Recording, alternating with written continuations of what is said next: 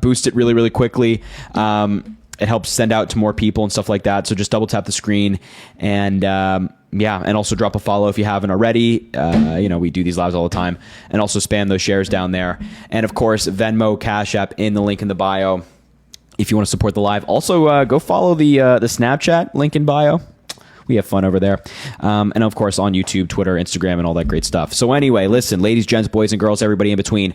If you are MAGA, if you are a Republican, come on up and tell me why on earth, how is it possible that you're MAGA? And you can tell me. How'd the Fox interview go? It went well, Cass. It went well. Let's see who we got. Texas for Sisson, the Jazz life. I'm not running yet. Let's do Texas for Kamala. Let's maybe start there, and then maybe down the line we can do that as well. I don't know. We'll find out. But of course, make sure to double tap the screen. We're already at 31,000 likes. Let's try to get to 100,000 likes super quickly. If everybody in the live does it right now, we'll be there in no time. Brett, come back here, buddy. You got to be on TikTok live. This guy was spamming that he's MAGA. He wants to come in, and now he's not here. What's going on? We'll give him 5 seconds. 5. Texas is not for Sisson. Bro, look at Mara in the chat. Everybody, Mara is like super MAGA. She's always in the live being MAGA. You should definitely go let her know what you think about that. Sorry. Don't do that. That's a joke. All right, if you're MAGA, let me know in the chat. MAGA Maniac? Dude, his name's Jackson. He changed his name to MAGA Maniac just to come in the live. His name is Jackson. Let's see here. EON Network? Okay, we have a whole ass network in here. Again, Venmo, Cash App in the link in the bio to support the live. Drop a follow if you haven't already. Double tap the screen, all that good stuff. You know the drill by now. I don't gotta say it. What's up, man? All right, what's up? How old are you? 26. 26. All right, and you're MAGA? Yes. Why? Why on earth? Well, honestly, I am absolutely getting sick and tired of Kamala Harris each and every single week telling the entire nation that she's gonna ban peanut butter. I'm tired. It's you again. It's you again. Get the hell out of the live, dude. You have to. Okay, but genuinely, you gotta go find a hobby. You gotta go find a hobby, bro. All right, if you're MAGA, let me know in the chat. I'll bring you up. If you're MAGA, let me know in the chat. I'll bring you up. Closed borders. This person in the chat just spamming closed borders. Trump's. Well, anyway, sorry. I'm reading the chat in my head because some of these people are so crazy. Anyway, if you're MAGA, let me know in the chat. Sorry, I'm multitasking. I'm trying to read. Patriot cultist. I mean, this guy's probably a troll, but we'll let him up just because the name is fun. Just because the name is fun. And maybe we'll bring up Brady as well. Hello, Patriot. What's up, man? What's up, bro? How old are you, dude? I'm 20. 20? Yep. What year are you born? 1995. Good math, dude. Good math. What's up, Brady? Why are you MAGA? Hey, can you hear me? Yeah, I can hear you. Why are you MAGA? I'm MAGA.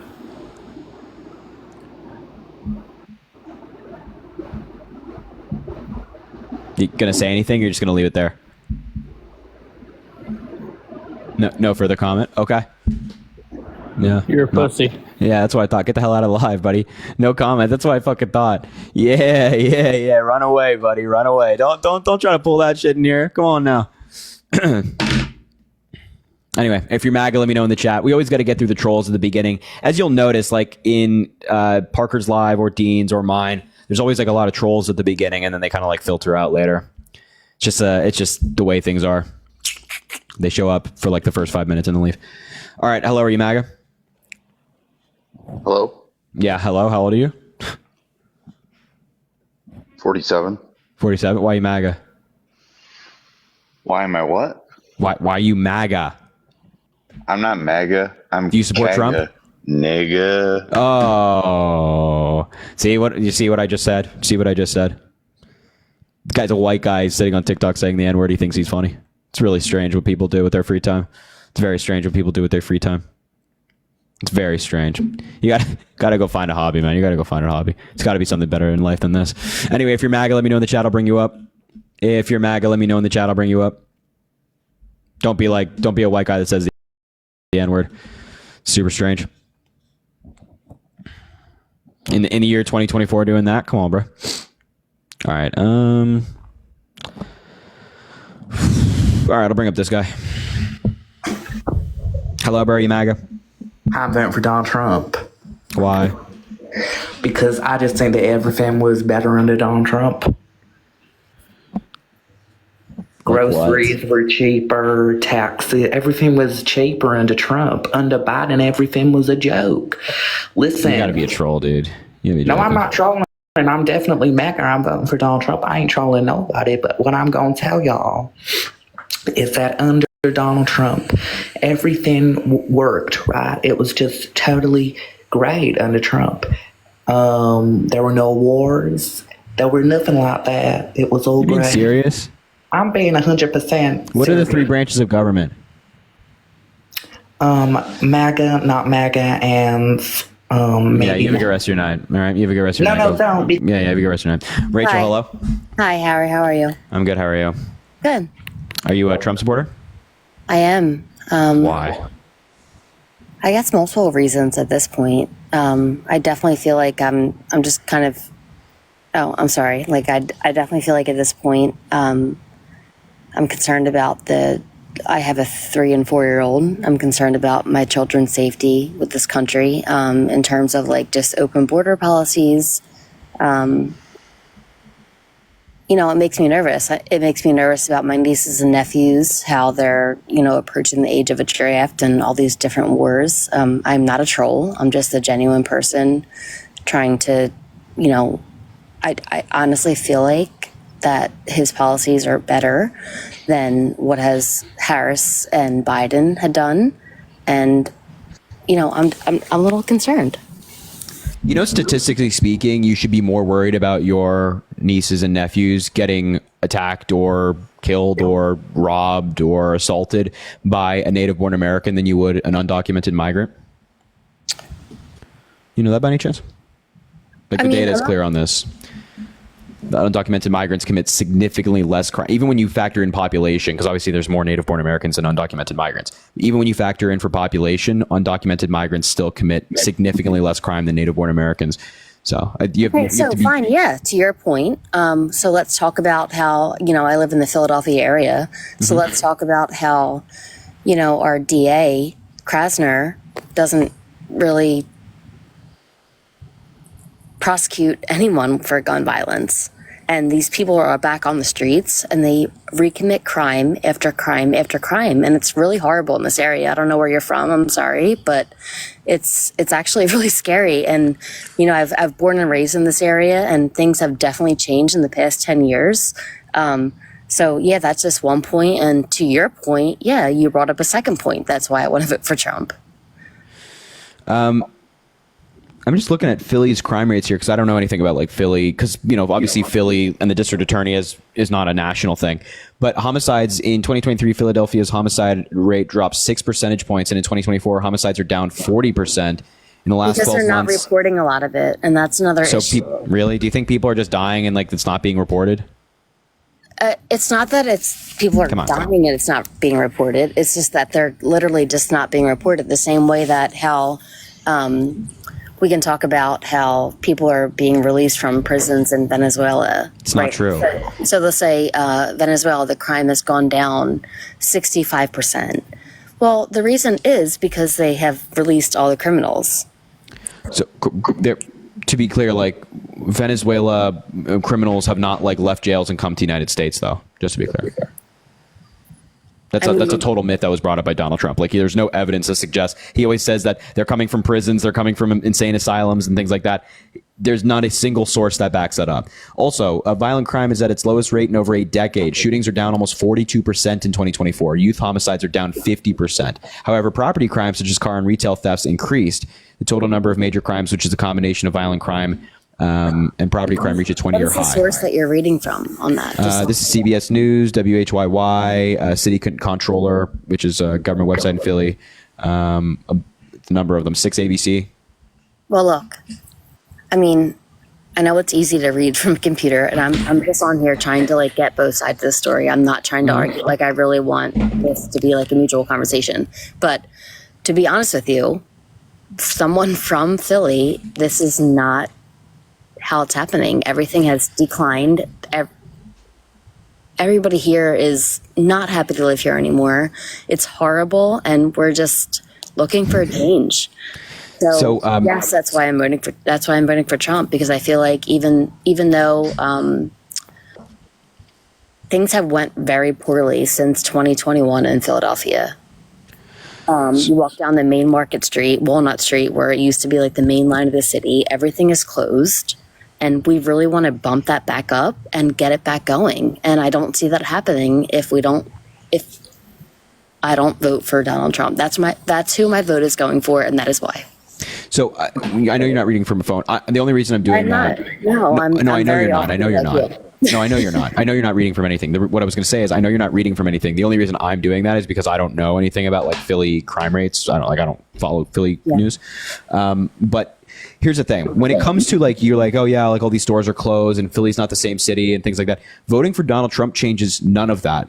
Matter of fact, like, we have the best economy in the world right now. Compared to any other country in the world, we have the best economy with the best GDP. Our inflation has come down rapidly. We have great employment and things of that nature. This has all happened under Kamala Harris and Joe Biden.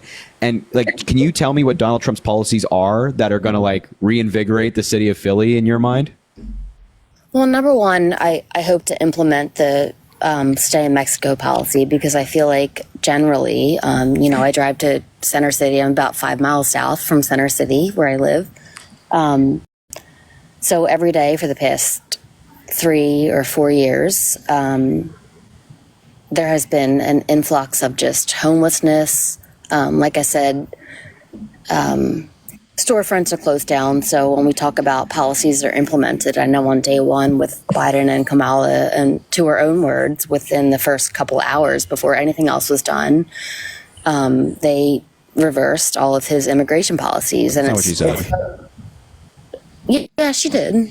No, are you talking about her Fox News interview tonight? No, just in general. Oh, well, he didn't say that in the first few hours. The 19 things that she had brought, like, that just turned over right away.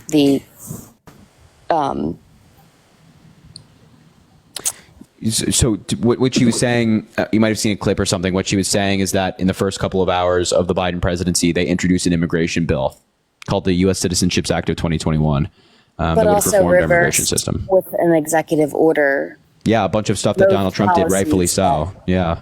Remain in Mexico wasn't even really in use by the Trump administration by the end of his term. It was wrapped up in court challenges, and it only affected around 70,000 people. I guess because so it wasn't like a widespread policy like Donald Trump was implementing. And like the idea that Remain in Mexico was the reason for like a secure border when it only applied to 70,000 people in its entire existence is like a really probably difficult argument to make.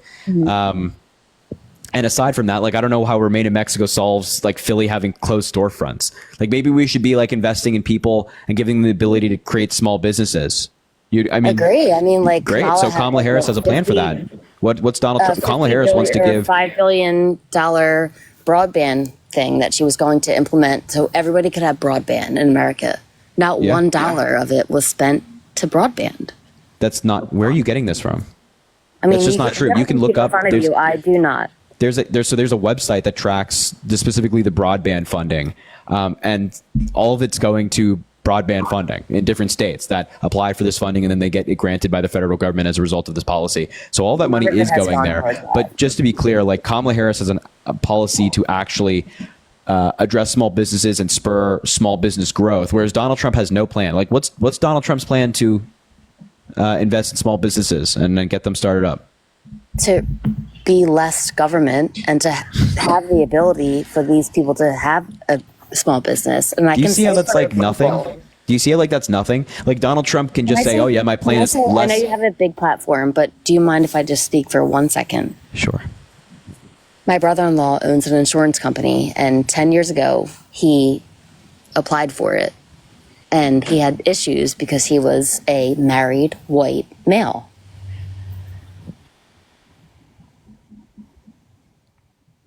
He has to pay an extra 9% tax on that.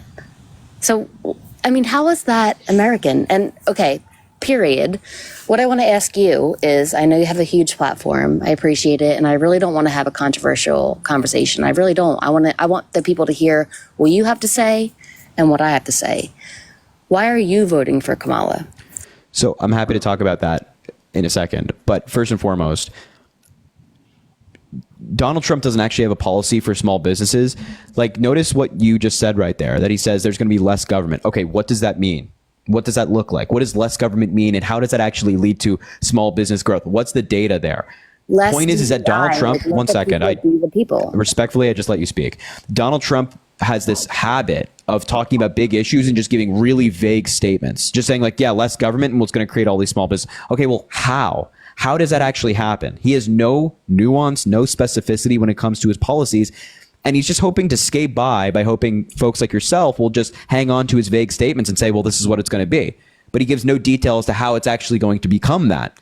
Whereas Kamala Harris is saying, yeah, why don't we give, why don't we raise the standard tax deductions for small businesses from $5,000 to $50,000? Why don't we cut some of that red tape that makes it really hard for small businesses to like file their taxes, for example, every single year? One of the biggest complaints with small businesses filing taxes. Why don't we do that? Why don't we make it easier financially for people to start small businesses? She gave an entire speech dedicated to small businesses. Speeches are one thing. Trump just gives vague statements. So he doesn't have, the problem is you're voting for somebody who doesn't have policy.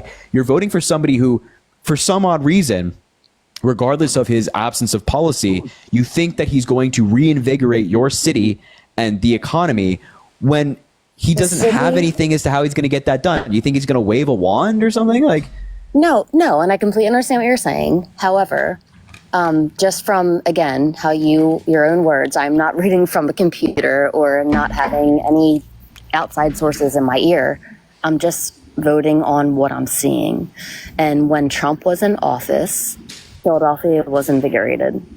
Because he inherited Obama's economy. Like, Trump didn't actually do anything to help Philly. Philly was already booming and doing well. And cities across the United States were doing well before Trump took office. You said it yourself. You know nothing about it. So no, that's not true. Oh, so Philly was terrible under Obama? It wasn't great. Okay. So, I mean, what changed in Philly under Obama versus Trump? Under Obama, they had this whole, they tried to get this, it was like a safe heroin space started, and it was on 16th and Broad. That's not federal policy. This is state policy. This is not federal policy. So, and something like that is the city of Philly. From? And where do you think the people are getting voted from? And where do you think the people who are in office that had gotten voted to, where do you think they're getting their money from? So, like, the federal government gives money to states, but these states have a lot of discretion as to how they use that money. And they're going to continue to feed the hand that feeds them. Yeah, but except that's just not how it works. Like, Obama is not like directing Philly to open this in certain areas. Like, he's the president of the United States. He has a lot more than like a certain area in Philly being open for a certain purpose. It's like that's not how the government works. This is all city based. Because you're mayor of Philly, I don't know who it is. I don't know. I know who the current mayor of Philly is. I don't know who it was then. It's all city based. It's not Obama. But like, do you have like any like anything that connects Obama, for example, to the city of Philly, or like anything that connects Trump to the city of Philly, and you thinking that it was good under Trump and bad under Obama? Again, I'm not under like a computer at all. But you don't have to be. Like, you don't have to be. Like, you don't have to like have sources in front of you. But like, if you're making such a claim, I would hope that you can at least just like articulate what you mean by that. No, I understand. And this is kind of the rhetoric that I think that is like devising America. And I hate that so much. I really do. I truly do. I grew up in, obviously, right outside of Philly, and everything used to be just very like brotherly love. And now it's just so divisive. I hate that. And because of Trump. I think it was because of Obama. And like, I feel like this is a great conversation. Obama's divisive? Obama? Yeah. Oh, yeah. Yeah. Obama. I mean, I think so. And it's okay to have a conversation, right? No, it's perfect. But like, it's perfectly fine. But you think that Obama was divisive and not Trump? Just to be clear, Obama was the cause and Trump was the effect. Can you like tell me how Obama was divisive? By saying that I was that black person with the hood. What? When he was talking about the who was the guy? Trayvon Martin? Yes, Trayvon Martin. Yeah, he's black. He's like taking from his own experience. Saying like what it's like growing up black in America, which neither you or I understand. Correct. And I felt like that people in America were really trying to move past everything before Obama. And I truly feel that. And I'm not trying to be divisive. Wait, I truly do. I'm not trying to be argumentative. This is so crazy. Like that's a state. I don't even know what statement you're making. Or I don't even know if like Obama actually said that, but that's my guess as to what he was talking about. But just like that is not a divisive statement, right? Like him addressing a racist shooting of a black kid is not racist or it's not divisive, right? And he was like incredibly uniting. Like he had Republicans voting for him. He kept on George Bush's For sure. he kept on some of George Bush's administration officials. I know. And right now, it's like a lot of Republicans are turning their back on George Bush, too. Yeah, because you guys have gone so far right that somebody like George Bush, you're like, oh yeah, he's too moderate. And I think that, yeah, I would have completely agree with you. And I feel like that the people on the right have gone, I don't even know if I consider myself a Republican anymore. I'm just like libertarian. And I feel like the people on the left are way left for my liking and the people on the right are way right for my liking. So I feel like we need to find a common ground. So George Bush and Liz Cheney and Adam Kinzinger and Joe Walsh and all of these different Republicans have either spoken favorably of Kamala Harris or endorsed Kamala Harris. Is that not a quite a nice middle ground? Kamala Harris says she wants a Republican in her cabinet. She wants to convene a group of people, a group of advisors, a mix of Republicans, Democrats, Independents to advise her on policy when she's president. Well, Kissinger and Cheney are not in favor or in the favorable looking of the right now. Right. They are lifelong Republicans. Liz Cheney is the daughter of Dick Cheney. And former vice president of the United States. I know that. So, like, this is no Democrat. She voted with Donald Trump, like, I think the number is like 95% of the time when she was in Congress.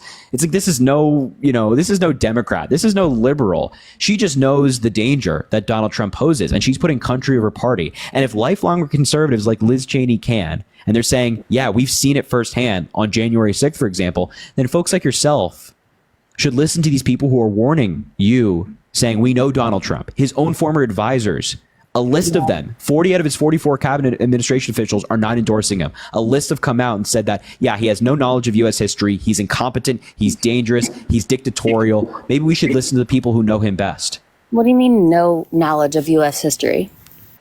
Some of his administration officials, I think it was Jim Mattis, talked about, I can actually, let me read you the quote. Didn't he fire him or want to fire him? Maybe. I mean, Donald Trump just fired anybody that didn't tell him what he wanted to hear. I don't know. Let's see if I can find the quote here. One sec. This is just, I hate this so much. It's like not the place I grew up in. And even like talking to you, I appreciate that. But it just feels so icky, you know? Well, and I totally get that. Like, you want like united country, and I'm wholly there with you, 100%. But Donald Trump is not a unifying figure. He will not bring you a united country. Whereas Kamala Harris, you know what? The country may not become united in her first 4 years in office, but at least she's going to try to get there. Joe Biden tried to get there with 4 of the 7 pieces of major policy that the Biden administration passed was with Republican support. On the first thing that Biden did, the first piece of major policy he tried to pass was the American Rescue Plan. And we had the Democrat and the House, we had the Senate and the House, Democrats did. We had the majorities. So we could have passed that bill alone. We could have just 100%. But what Joe Biden did is he called in 8 Republican senators into the Oval Office to negotiate with them to try to get them on board to vote for that bill. Donald Trump never did anything like that. So, I'm definitely a Republican. So my argument to that would be like, and as we just had spoken about Liz Cheney, that there are people who are quote unquote Republicans that aren't really like vibing with what the Republicans like me feel. Like, I'm not a divisive person. I'm not just like, oh, pro this, pro that. Like I really just want the country to do well. So Sure. I guess like my ending statement is I don't see one policy, and I've been following everything very closely. I'm not just a Fox News person or anything, but I don't see one thing that makes me want to vote for her at all. Why not her experience in public service as district attorney in San I guess Francisco? because that's always has it's been, to your point, is only public service. Case in point. Yeah, you know, and only people who have gone to medical school, real life. and only people who have gone to medical school become doctors, and only people who have gone to law school become lawyers. It's like, yeah, when people work in public service and they've dedicated their life to public service, they get a record and they get experience, and that experience helps in the most powerful position in the world. Like, you can't, like, somebody might be a business leader. That does not mean that they could be president of the United States. So people who've actually dedicated their lives to public service and served in positions of power and have, like, you know, like Kamala Harris kind of like shadowing Joe Biden almost in the term of like following him for 4 years and watching how the presidency operates. I think that makes her incredibly qualified to be president. I mean, I still don't, just for me, this is just my opinion. I still don't see it, Harry. I don't, I'm not. But what do you see in Trump? That's what I'm trying to understand. Like, I don't understand what you see in Trump. Lower taxes, stronger government, closed borders. I mean, this is like, it's driving me nuts. This is driving like, no, and I understand. I get you, but this is just but lower taxes for whom? As a regular person, for the middle class, me. Wait, do you think your taxes are higher right now than they were under Donald Trump? I will tell you right now, I live in a certain township that my taxes went up $200 a month. My property taxes. But do you think your federal taxes have gone up? Absolutely. Not only that, is that the federal tax cut that Trump had put in is actually going away next year. And I have 2 young children, so it's a struggle. The struggle is real right now. I mean, it's really real. And even just like today, I went to buy a roast. My husband was like, "Oh, I want that really good like pot roast you make." It was $30 for 2.5 pounds. So yeah, these things are happening, and it's because people are quitting their jobs. These plants are closing down. They're going other places. Whether or not that's Republican or Democrat, all I know, again, is the palpable things. I'm not talking about 2 people. It's very palpable that things are different in the past 3 years than they were. So the reason I asked that question, if your federal taxes have gone up, is because we're still under Donald Trump's tax plan. So you can't blame Joe Biden or Kamala Harris for your taxes going up. You got to blame Donald Trump. You got to put some responsibility on him. If you think your federal taxes have gone up, you can thank Donald Trump for that. And also, you're very decisive. You're not I'm just saying that everything in the past 3 years is very expensive. I totally hear you. Inflation has happened, no doubt, and that's made things harder for people. People have certainly struggled, but it's not because of Joe Biden and Kamala Harris. And voting off of false theory is not a good reason to vote. Like voting like, well, you know, things have been more expensive and they weren't as expensive under Donald Trump. That means I'm going to vote for him. You actually have to like, and I'm not saying this in a rude way. I'm not saying this directed toward you. You have to critically think about this stuff, saying, well, is that actually a good reason to vote? Like, what would Donald Trump do that Joe Biden and Kamala Harris aren't to bring down prices? How do we actually get there? What would Donald Trump do that would suddenly just reinvigorate Philly? There's nothing. And he hasn't told you what he's going to do. You're just kind of hoping that his vague statements translate into policy. And even when you say things like, you know, a secure border, right? Why was Donald Trump blocking immigration reform? Why was he calling up his buddies in Congress to vote against a bipartisan bill that Democrats and Republicans wrote? This is another issue that really grinds my gears. And it's a big talking point on the Democratic and Republican side, or anybody else in between, really. It's like, you know, when Democrats pass a bill, they'll say, oh, the Republicans are blocking it. Or when the Republicans try to pass a bill, they'll say, oh, the Democrats are blocking it. It's really because it's filled with other things that no one else wants to talk about. So, for example, if the Democrats or Republicans, I'm not going to give any certain side, they'll say, oh, we want to cut taxes. And then, but really inside the bill, it's $700 million for X amount of country. And it's like, why do we want to do that? But when we say, no, we don't want that, it's like, you guys are blocking this bipartisan bill. And it's like, we really need to stop this insanity. Like, we really... Okay, so We have big bills for a You know what I'm reason. saying? I know you know what I'm saying. No, I understand what you're saying, but we have big bills for a reason. So why are multiple things put into one bill? Because passing a bill and getting it through committee and getting it through debate takes a lot of time. So if we, the government, had a bill for every single agency to fund it at in different bills, that would take forever. Like Congress would never do anything. They would just be voting on this all day and committee debating this all day. So instead of like doing all of that at once and, you know, having Congress do literally nothing for us, we can like combine it into one spending bill where we address Department of Defense, the Pentagon, you know, funding for another country, things of that nature. So it makes sense to all have it in one bill. And also, when it came to the immigration bill, there was no fluff. There was nothing else in it. There wasn't these secret hidden pockets for money for this or that, or there was nothing. Well, yeah, it was the bill. I don't have my computer in front of me like you do, but like there was a bill that was like,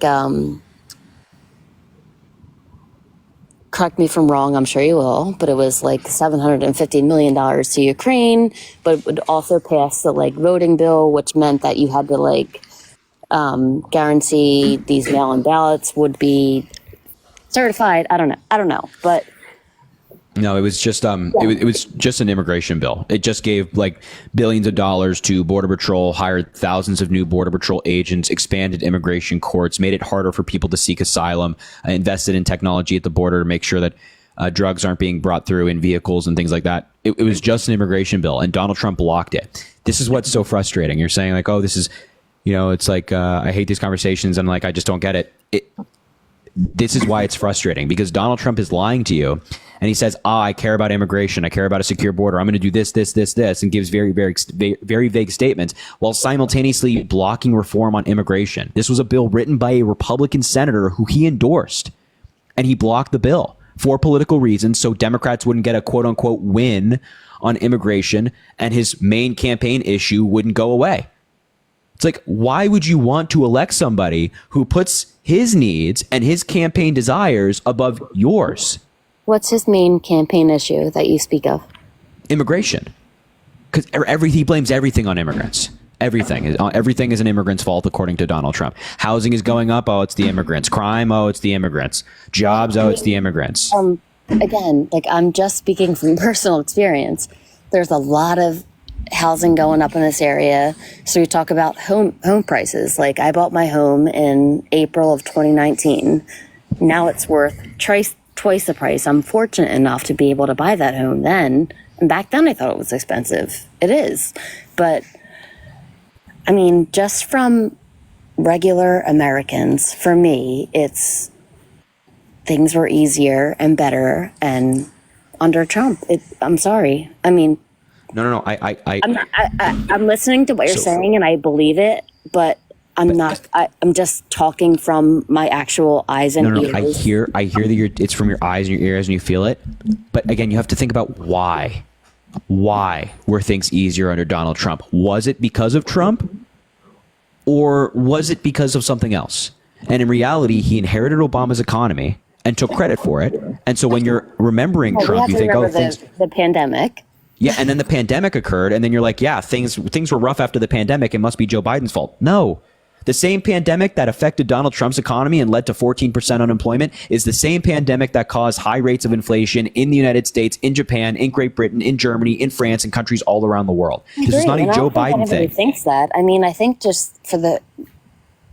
And also, do you remember how like every single day Trump was on TV saying like, this is what we're doing. Whether it was right or wrong in hindsight, we could always be the Monday morning quarterback, right? But like in hindsight, he was there. He was speaking on TV. This is what we're trying to do. This is what we're doing.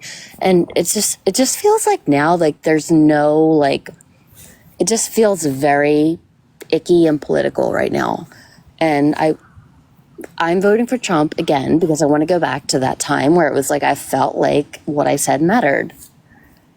Well, I hate to break the news. You're not going back. There's no like. That's I'm gonna say it again. There's no wand. There's no wand that Donald Trump is going to be able to wave to make the economy bring the prices down. The president does not control the economy. The Federal Reserve has more control over the economy than the presidency. needs to be eliminated. That Well, thing you is horrible. can think that. That's great. The Federal Reserve is not going anywhere. I'm sorry. If we're being realistic, you can be like, oh, the Federal Reserve needs to go. It's not going anywhere. The Federal Reserve controls the. I don't know why you believe that, because like where do you put that power then? The Federal Reserve is not going anywhere. The Federal Reserve controls the economy more so than the president. So you're like, let's go back to this. Let's go back to that. Let's go to a person who doesn't want the Federal Reserve to control the economy and want the Federal Reserve to be great for America then. What? Let's go back to a person who wants the Federal Reserve to have less control. So he could have more control. Do you want No, less. No, Trump wants more control of the economy. He wants the people to have control. What does that mean?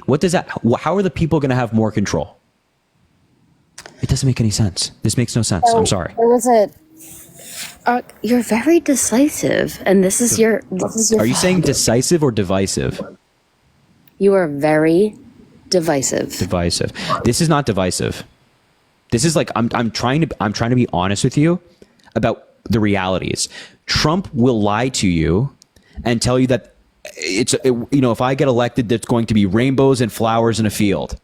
And like, if I get elected, your gas prices are going to be lower, your housing prices are going to be lower, inflation's going to be lower, all this is going to be lower. And they were with him. So that's what I'm voting for. What did Donald Trump? Like, again, wait. What did Donald Trump do to make those prices low?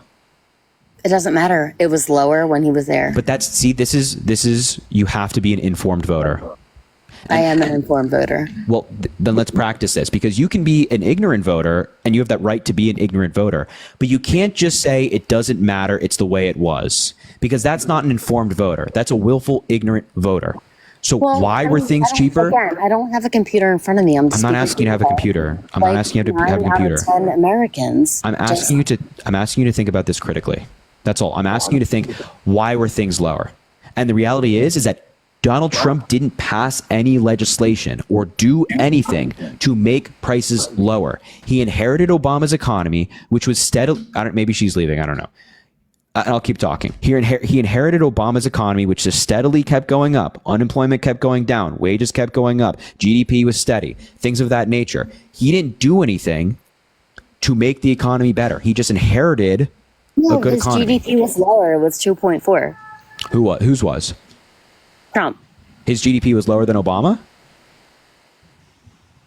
Yes. Yeah, but it was like in and around the same level. It wasn't dramatically lower. But it was lower. Sure. Maybe it was lower. Sure, whatever. The point is that the economy was inherited. He didn't do anything to make the economy better. So just saying, well, it was lower, it doesn't matter why it was, is a bad way to vote. Well, so no. I mean, when the gas prices were $2.14 and now and I said to my husband the other day, I was like, wow, gas prices are a little bit lower. They're $3.49, but still they're not $2.19. So whatever he does, whether it's, and not to mention like peace in the Middle East, like why are we There was not peace in the Middle East. Jerusalem?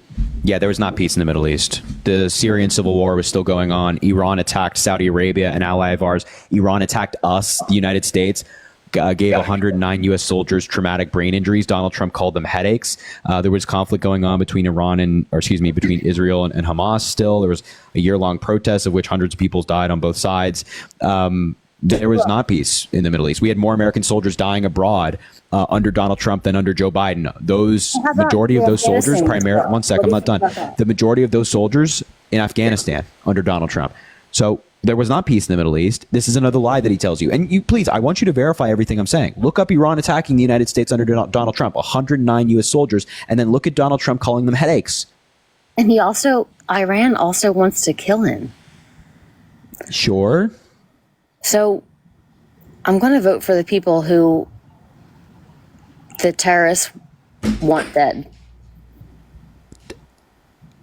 I'm sorry, respectfully, that makes no sense. It really does, though. No, that makes no sense.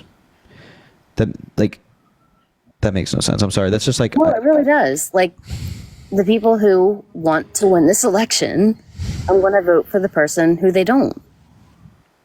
Okay, well, Russia wants Trump to win this election. Oh, we're back to the Russia thing. We're not back to it. This is the case.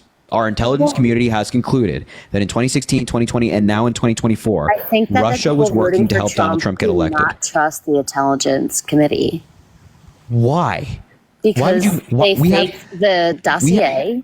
The dossier was never part of the intelligence community. That was not produced by the intelligence community. We have the FBI. We have a bipartisan group of senators, both Republican and Democrat, many of which Donald Trump has praised. So much more about who killed Abraham Lincoln What? with no social media footprint than we know about who tried to kill Donald Trump.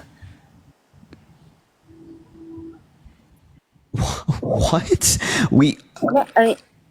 I mean, stop acting stunned. I don't know what this means. Are you trying to imply some form of conspiracy or something? It's an active FBI investigation. They're still investigating. Investigating what? Like they don't. The shooting? Yeah. Investigations take time. Didn't just. Yeah, so it's an active FBI investigation. We'll learn more soon, obviously. But it only happened like 2-3 months ago. Why isn't it obvious? Because I hope that this is something that people know about the FBI, that the investigations take time. They're very thorough and they're to be believed.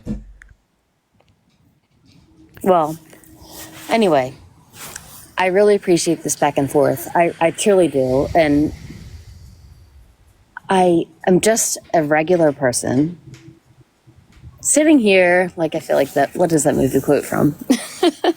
But honestly, Harry, I'm really just a regular person sitting here, noticing with my own eyes and ears, trying not to be influenced by the media.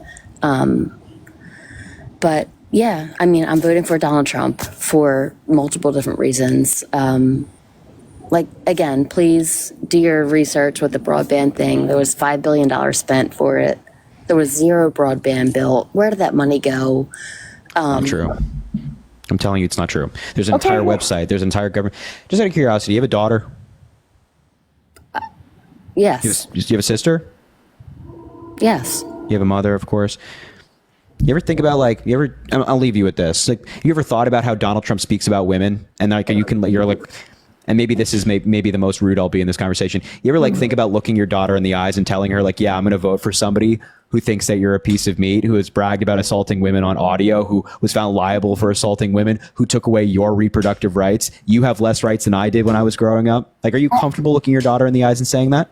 100%, because I know that my daughter will be, like me, powerful enough to stand up to anybody like that. I've worked in my life 15 years in the operating room with men saving lives. I have when that woman tried to stand up to Donald Trump, he defamed her, and his followers did too as well.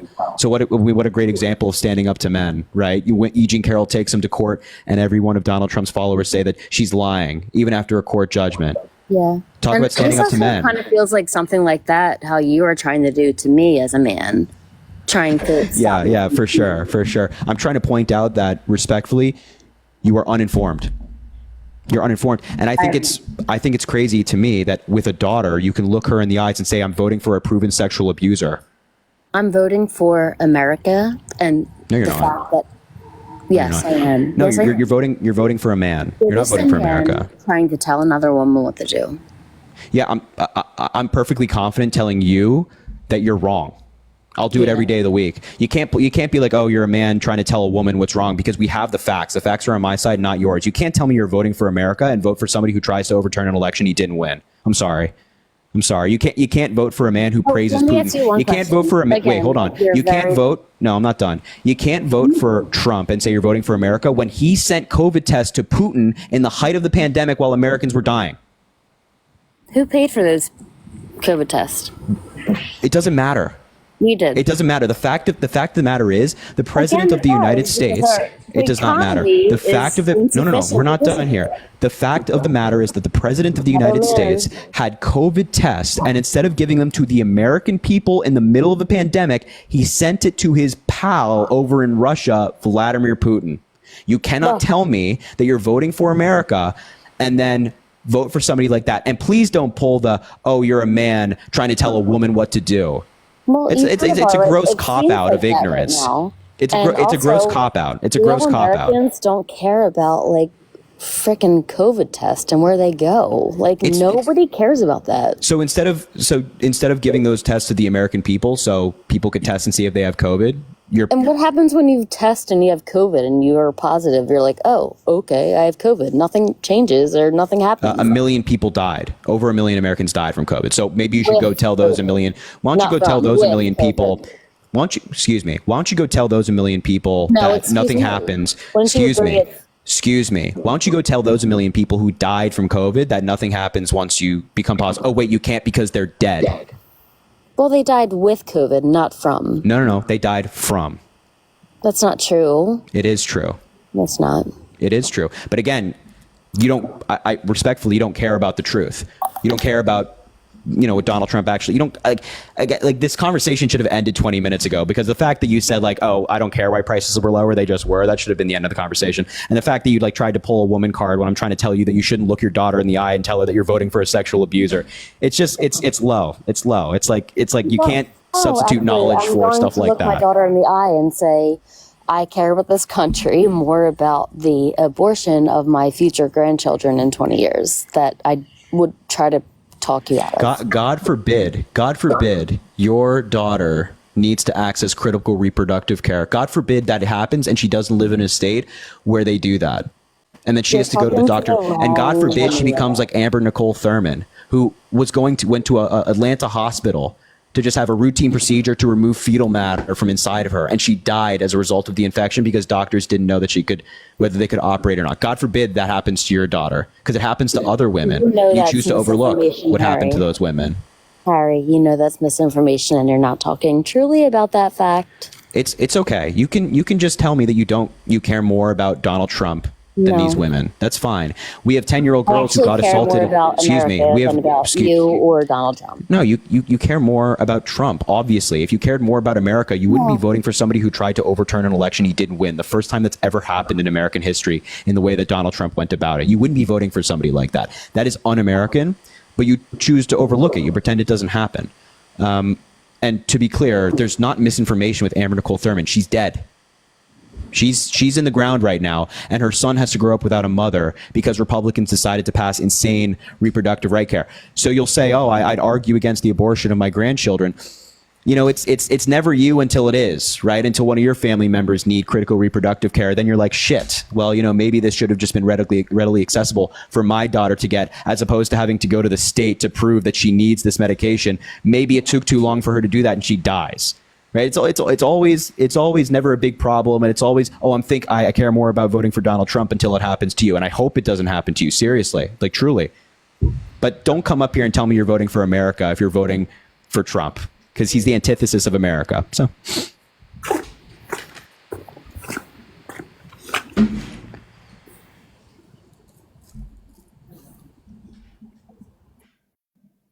Oh, and she left. Yeah, don't give me that crap. Don't give me that crap. Don't tell me you're voting for America. And how about that saying, oh my God, I could. Remember, her vote counts as much as yours. She's going to vote. So you got to go out there and vote, man. You got to go out there and vote.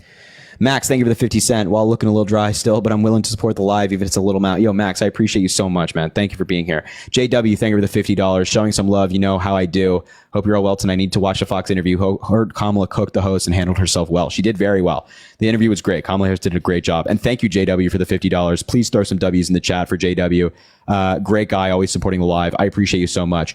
Haley, thank you for the $5 as well. You have the patience of a saint. Keep doing what you're doing. Haley, I appreciate you. Thank you so much. Lost it a little bit with that woman because, my God.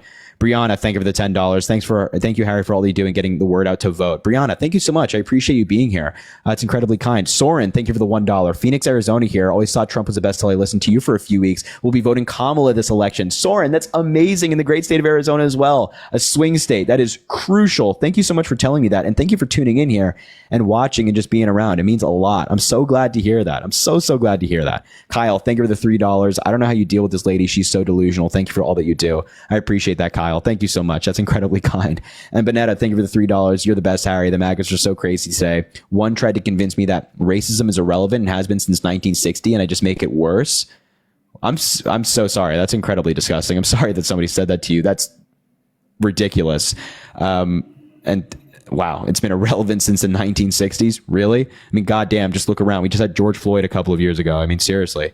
Joyce, thank you for the $50 to drop her. She does this on other lives. Joyce, I wish I saw your message sooner. Would have saved me a lot of frustration. Yeah, that's really gross. I mean, seriously, her being like, I'm voting for America and voting for Donald Trump. I don't know. I'm obviously, just she's like, yeah, I'm going to look my kid in the eye and tell her I'm voting for a sexual abuser. It's like, you got to do better, man. Yo, Gregory, thank you for the $10, my man. I appreciate you on Cash App. Thank you for the Essence, thank you for the $5. How are the polls looking? I'm scared to look. Like, still pretty even. It's kind of crazy. Tosha, thank you for the $1 as well. I appreciate you. All right, Venmo, let me know if you're MAGA in the chat. I'll bring you up and we can talk. Venmo, Cash App, and the link in the bio if you want to support the live. Also, drop a follow if you haven't already. We do these lives all the time. Double tap the screen. Let's try to get to 500,000 likes. It boosts it and sends it out to more people. All that good stuff. You guys know the drill. God, that was like a really frustrating conversation. I can't even lie to you. Can't even lie to you. Thank you for the galaxy. I appreciate you. Where is Ruth requesting up? I don't know. I can't see her. Is Ruth requesting up? Ruth. I don't know. I see her in the chat, but I don't see her in the box. I don't think she's requesting up. It's fine. Oh, Brendan. Hello. Are you MAGA? Figure it out, buddy. Figure out the audio. Come on. Figure it out. Wait, hold on. You always dodge my debates, says Trump's innocent. Get this guy up here. Are you kidding me? Brendan, I'm going to... Oh, and now, yeah, he goes, you're always dodging my debates and then leaves. You kidding me? Brendan can't figure it out. Hello, are you MAGA? Hi, yes, I am MAGA. Oh, yeah, get the hell out. All right. Jules says she's MAGA. Let's bring her up. Remember, Venmo, Cash App, link in bio. Drop a follow if you haven't already. Fuck! Oh my god! Hello? Hi. Yeah, how old are you, bro? We're 20. There's two of us. There's two of you. Yeah. You guys supporting Donald Trump? Yes. Why? So, me personally, I work in a grocery store and she's a bartender, and we see it firsthand how prices are going up, and we feel that it is not fair to the people that we serve or even us because we can't afford our lifestyle. Okay. Why are prices going up? Because of inflation. Okay. What caused inflation? What do you mean what caused inflation? What caused inflation? Like, you're saying like Joe Biden caused inflation, right? And Donald Trump's going to solve it?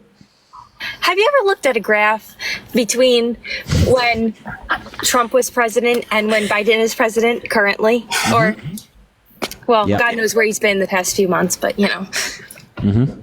Yeah, I've looked at a graph. Yep. Okay. So why? But like, what caused it?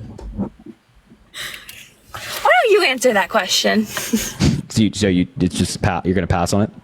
Why don't you answer the question? I'd love to know. What is your answer? Yeah, there was a global pandemic that affected supply chains and affected the ability of goods to get to shelves. So like, when you were in the middle of the pandemic, it was really hard to get like paper towels, for example, and the price of paper towels went up because there was a lot of demand but a lack of supply. And so that was like across the board with products. So like in a grocery store, for example, you see it like firsthand. So that's why prices went up. It was nothing that Joe Biden did. And just to save you the time, like Trump doesn't have any policy to bring this down either.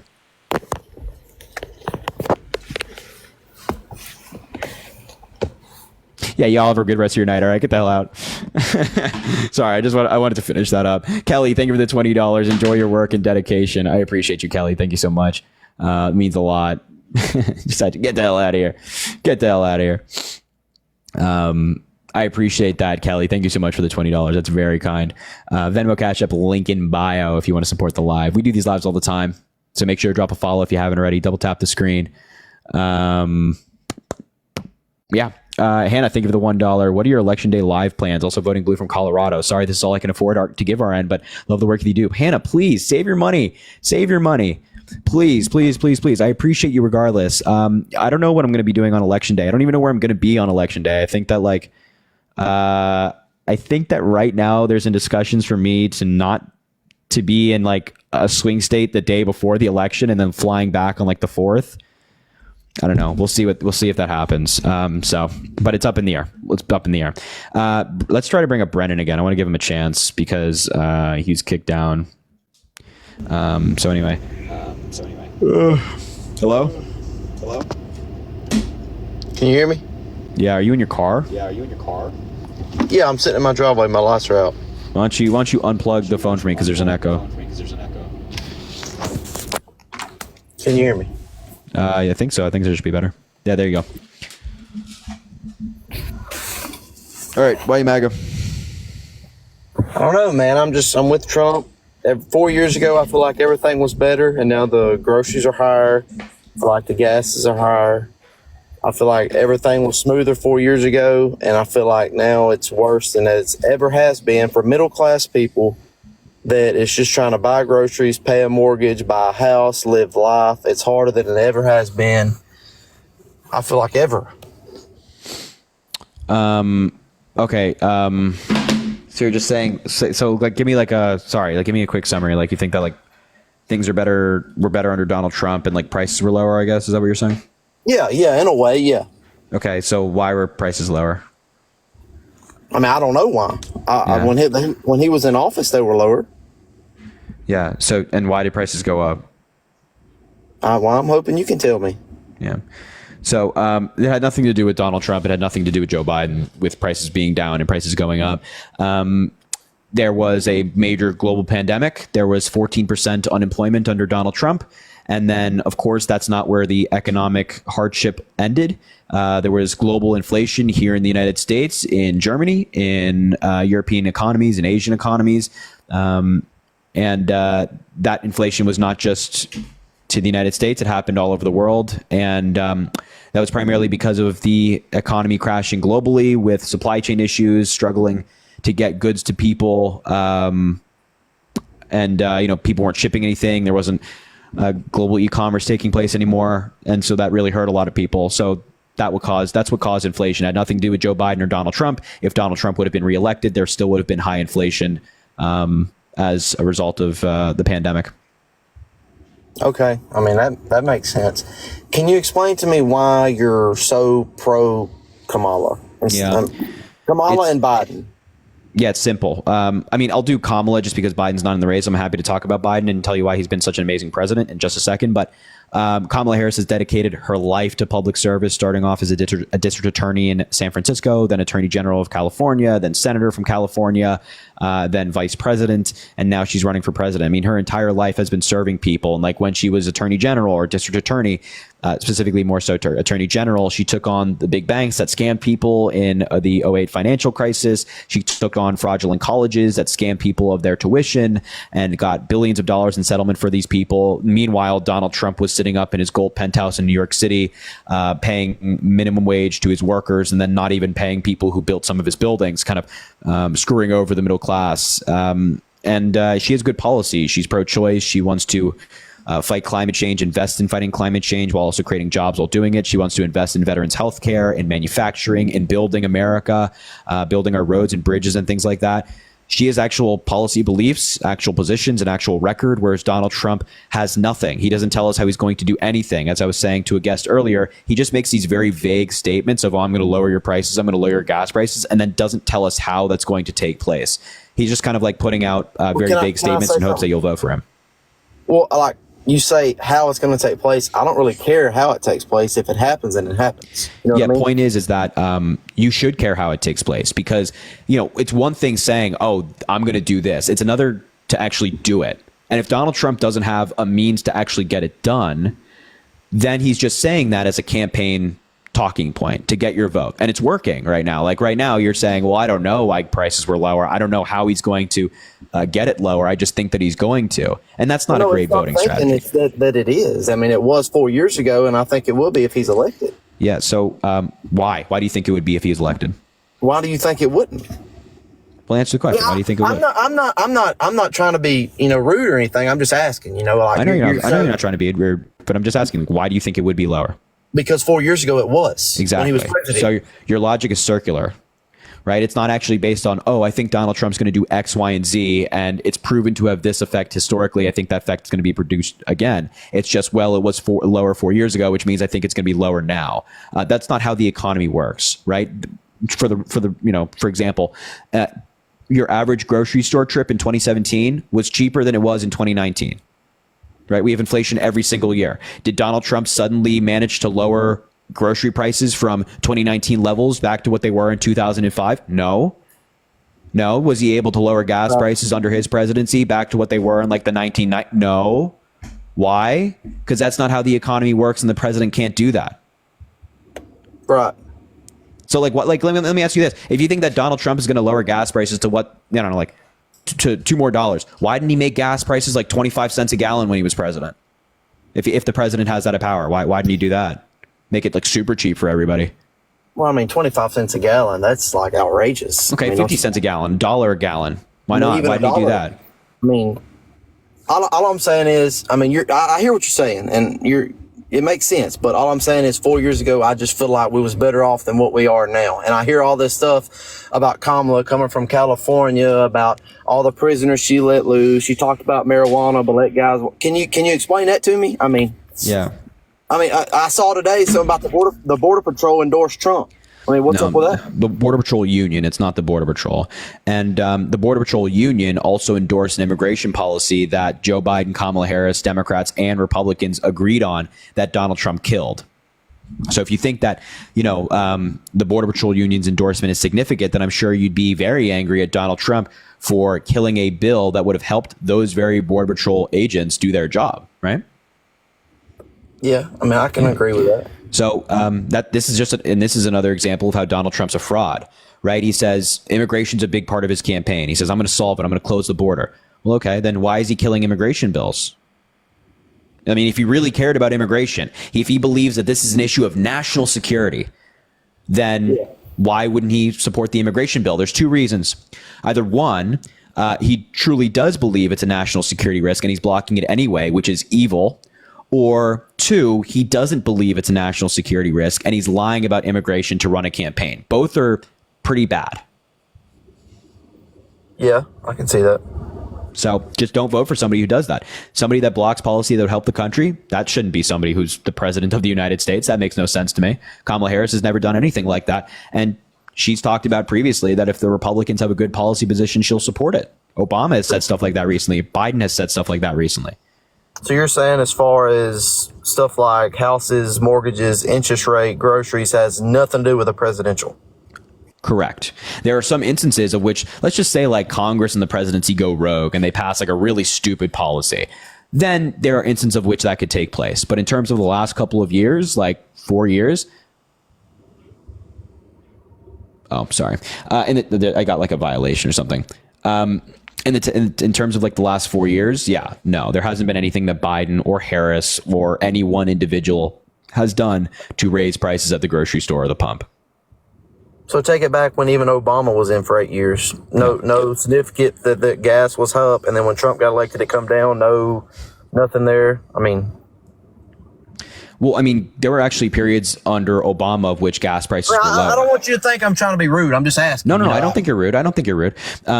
There were periods under Obama which gas prices were lower than they were under Donald Trump. It's like all this stuff fluctuates. It has nothing. Gas prices are based on global markets. They're not based on domestic markets. They're not based on solely things that happen in the United States. It's based on how much oil is there all around the world, and is that oil meeting the demand of the consumer, which we're all consumers in different countries. Is that demand being met? And if it is, then prices will stabilize. If it's not, prices will go up. If it's being met excessively, then prices will go down.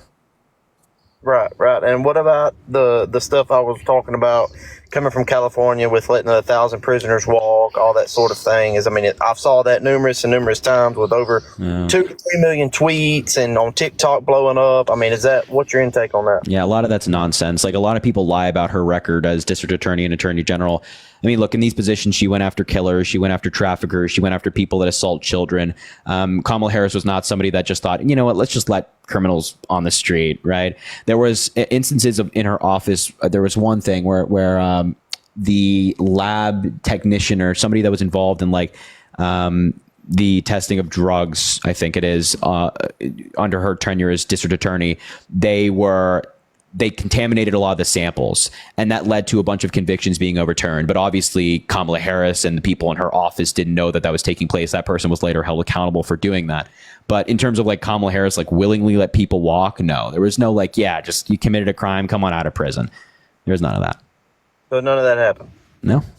Yeah. And I would encourage, like, genuinely, I would not look at Twitter. I would not look at TikTok. You can look at articles on her as her record as being district attorney or attorney general. There were a lot of people who praised Kamala Harris. She was such a good district attorney in San Francisco that even Donald Trump donated money to her campaign to become attorney general. That's what's so ironic about this. He all says, oh, she was such a terrible district attorney. Well, both he and Ivanka Trump donated thousands of dollars to her campaign. To Kamala's campaign. Yes, we have the checks. You can also look this up as well. CBS wrote a great article about this on how Trump donated thousands of dollars to Kamala Harris's campaign to become attorney general of California, and that was after she was district attorney. So Trump thought she was pretty great. Yeah, I mean, I didn't know that. Yeah, it's a fun fact of the day. So I mean, I'll end with this. Why Kamala over Donald Trump? And I'll end with this. If you can just prove it that it's better and that it's going to be better. I mean, with Joe Biden the past 4 years, and with him pretty much having to resign his office because I don't feel like he's able to do the job. I mean, why else would he resign? I feel like the Democratic Party needed him to resign or had him resign because they knew he couldn't win against Donald Trump because of the way he acts and he is on stage and around public people. I feel like they wanted him to resign for Kamala in that position. So I feel like there's a reason for all that, A reason for him stepping aside? Yes. Why would he step aside? Yeah, I don't think it had anything to do with his mental ability. I think he's perfectly fine. And it's always kind of funny to watch politics operate this way because for 4 years, Republicans have been saying that Biden's not fit and that he's mentally declining.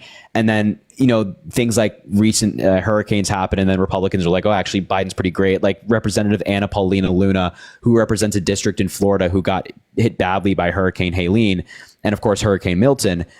She's been very critical of Biden. She wears Trump bathing suits and things like that and films videos in them. And then recently on Twitter, she was like, yeah, I was incredibly thankful for everything Biden did to us. He was timely. He took control of the situation. She even said she was quite surprised at the response that Biden had. And it's just like, it's funny to watch stuff like that because Republicans say he's unfit to serve. But when they actually operate with Joe Biden, they're like, wow, he's pretty great. So I don't think there's anything wrong with his mental ability. Sorry, side story. But in terms of the main question, yeah, I just think that the American people thought he was too old. I didn't, but the majority of people did. He saw the polls. It wasn't looking good for him. So he made the honorable decision, a decision that's very rare when it comes to politics, to put his ego aside, put his own ambition aside, and pass the torch to a younger generation. This is certainly not something we'd ever see Donald Trump do. I mean, he had the opportunity to, and he didn't. But Joe Biden chose to make that decision, and I think that's really honorable. And I think that was a choice he made himself. I can understand that. So with you saying that, you're saying if Biden would have stayed in, Trump would have won hands down. He couldn't beat Trump. No, I don't think that it was hands down that Trump would have beaten Biden. I think that every election is close. I don't think that this one would have been an exception. But I don't know what would happen if Biden and Trump were the nominees. A lot of things happen in politics, and it could have swung one way or another really quickly. So I don't know. But I don't think it was definitive that Trump was going to beat Biden, and I don't think it was definitive that Biden was going to beat Trump. Okay. All right. Well, I appreciate you talking to me, Harry. All right, man. Just think about your vote for me. All right. Well, I don't want to hurt your feelings, but I will be voting for Trump, and I'll just be honest. What state are you voting in? Louisiana. Okay. All right. You have a good one. All right. Yeah. I'm telling you, there's not a single good reason to vote for Donald Trump. Not a single there's not a single good reason. I'm yet in my entire life to hear a good reason. I'm yet to hear a good reason for anybody voting for Donald Trump, man. Yo, JW, my man. Thank you for another $50, saying another 50 for all the uninformed and frustrating idiots that come up who don't have an education. Yo, JW, can we get some more love for JW in the chat? Just fill the chat with W's for him. He's always supporting the live, always showing up and helping out. Man, I appreciate you so much. Thank you, JW. You're the go, brother. I hope you know that. Jane, thank you for the $25. His great show. Jane, thank you so much for showing up and supporting. That really means a lot. I really, really appreciate that. Thank you, Jane. Christopher, thank you for the $1.72. I'm a 27-year-old black male in Ohio who lives in my car, so I only have $1.72 available to show support. Never voted before. I was going to vote red, but now I'm going to vote blue. Keep publicly embarrassing the willful ignorant Harry. You're changing it. Christopher, let me send you some money, man. Let me send you. I appreciate you. Let me send you some money, man. I don't. If you're good, man. Let me send you some money. I don't know if that story's true. But I don't care. We're gonna help him out. Christopher, man. I don't send anything more. I appreciate you, man. Just thank you for showing up. If I can ever help out again, you let me know. All right. But I appreciate you showing up and being alive. It means a lot. And I'm glad to hear that you're using your voice, man. Using your voice for good and getting out there and voting. Yeah. Seriously, if you ever need anything, just let me know, all right? All right, if you're MAGA, let me know in the chat. I'll bring you up, and we can talk. Oh, wait, let me check Cash App. Let me, Cassie, thank you for the $5, saying, can you talk about the Alien Enemies Act? It's the act that Donald Trump wants to invoke. I think that's what you're referencing. It's crazy. It led to Japanese internment in World War II. It's not a law that any person in modern American politics should be wanting to invoke. Mary, thank you for the $2. When voting in person, don't wear political apparel. Yo, Christian, thank you for the Leon. I appreciate you, man. Thank you so much. That's incredibly kind. Probably don't wear a political attire. I don't know if I don't think there's laws around that, but I would just not do that. Caroline, thank you for the $20 as well. No message. I appreciate you. Amalia, thank you for subscribing. All right. If you're MAGA, let me know in the chat. I'll bring you up. Oh, look at this guy, DJ Woody for Trump. I mean, his name is his name for Trump, so I presume he's MAGA. So we'll see what happens. Hello, man. You're on mute right now, brother. Yo, what's up, Harry? How you doing? What's up? I'm good. How are you? Hey, man, I wanted to come up here. I've been waiting to get on this show to talk about that Trump fraud case that you've been talking about. Yeah. So I just want to ask you one-on-one. Do you really believe he frauded the banks and all the people in New York? Yes. Really? Mm-hmm. Why? Yeah, I mean, he, lied about the value of his assets, his net worth, the income that his properties were generating to get better, favorable loans when it came to interest rates and just better loans generally. I mean, he lied about things like square footage in certain buildings. He lied about the value of buildings and how appraisers have generated them. He lied about the potential for certain properties and income that those properties might generate over time just so he could get better loans. If you and I did that, we'd go to jail. We're not rich and famous, so we can't go into a bank and lie to them and get ahead so we can make more money. You can't do that. So Donald Trump thought he did. He got caught, and now he should pay the price. Did the bank bring up fraud charges against him? No. Okay. So the bank didn't think they were frauded. So how did he fraud them? Just by lying to them? Yeah, I mean, if somebody is defrauded and they don't think that they were defrauded, the state or a district attorney or an attorney general still has the authority to bring charges to prevent that from happening in the future, and to hold that person who committed fraud accountable. And also, to be clear, Deutsche Bank withdrew from the deal from Donald Trump after they learned that they'd been lied to. So, they clearly weren't very happy. Okay, so you're having me to believe that Donald Trump went to this bank, gave them some false information, and the bank just accepted it? Well, they didn't just accept it. Trump had been a partner or working with them for quite some time in that period, and they did a couple of different checks, but one of them was having Donald Trump sign a sworn affidavit saying I affirm everything that I presented to be true or to the best of my knowledge true, kind of like something you've probably seen one of those before. Yep. And so they did things like that. But yeah, I mean, they took a lot of the information that Donald Trump presented them. They made their own changes to some of the valuations that Donald Trump gave to them and the value of certain properties in New York City. But that was still based off of lies, based off of how many floors some of these buildings were, for example. Right. And then the bank still said, doing their own due diligence, that after they evaluated his statement of financial conditionings, that he still qualified for the 4% interest rate. Yeah, because they were evaluating false information. They were. So the bank didn't go out there and appraise the property that was 30,000 square foot? It doesn't matter, right? Whether the bank did or didn't. What matters is that Donald Trump presented false information, and under New York law, that is illegal. And so you're asking me, did Donald Trump defraud the banks? Whether banks went out there and looked at the property and measured every square footage themselves doesn't really matter. So Trump presented them with false information. Did the bank rely on it? They relied on a lot of the information that Donald Trump presented to them. Okay. I guess I mentioned they made their own changes to some of the valuations that Trump presented, but for the most part, they relied on him, and they were Trump was a partner of theirs for a while. But they to answer still, your question, in the bank's best assessment, felt that he qualified for the loan at 4%, based off of false information. Yes, but they still believed, and then they gave him the loan. Did he fail to pay it back? No. So he paid it back in full. Yep. And the bank lost money. No, they didn't lose money. Really? Yeah, they didn't lose money. But the point of the fact of the matter is that if you commit fraud and you pay the loan back, you still committed fraud, right? Okay, well, according to the legal definition of fraud, you have to damage somebody. They have to lose money to their detriment. So I'm trying to figure out if he committed I don't know where fraud, you're getting this definition of fraud. Where did they lose money from? Yeah, I don't know where you're getting this definition of fraud. We're just looking at how the law. Definition.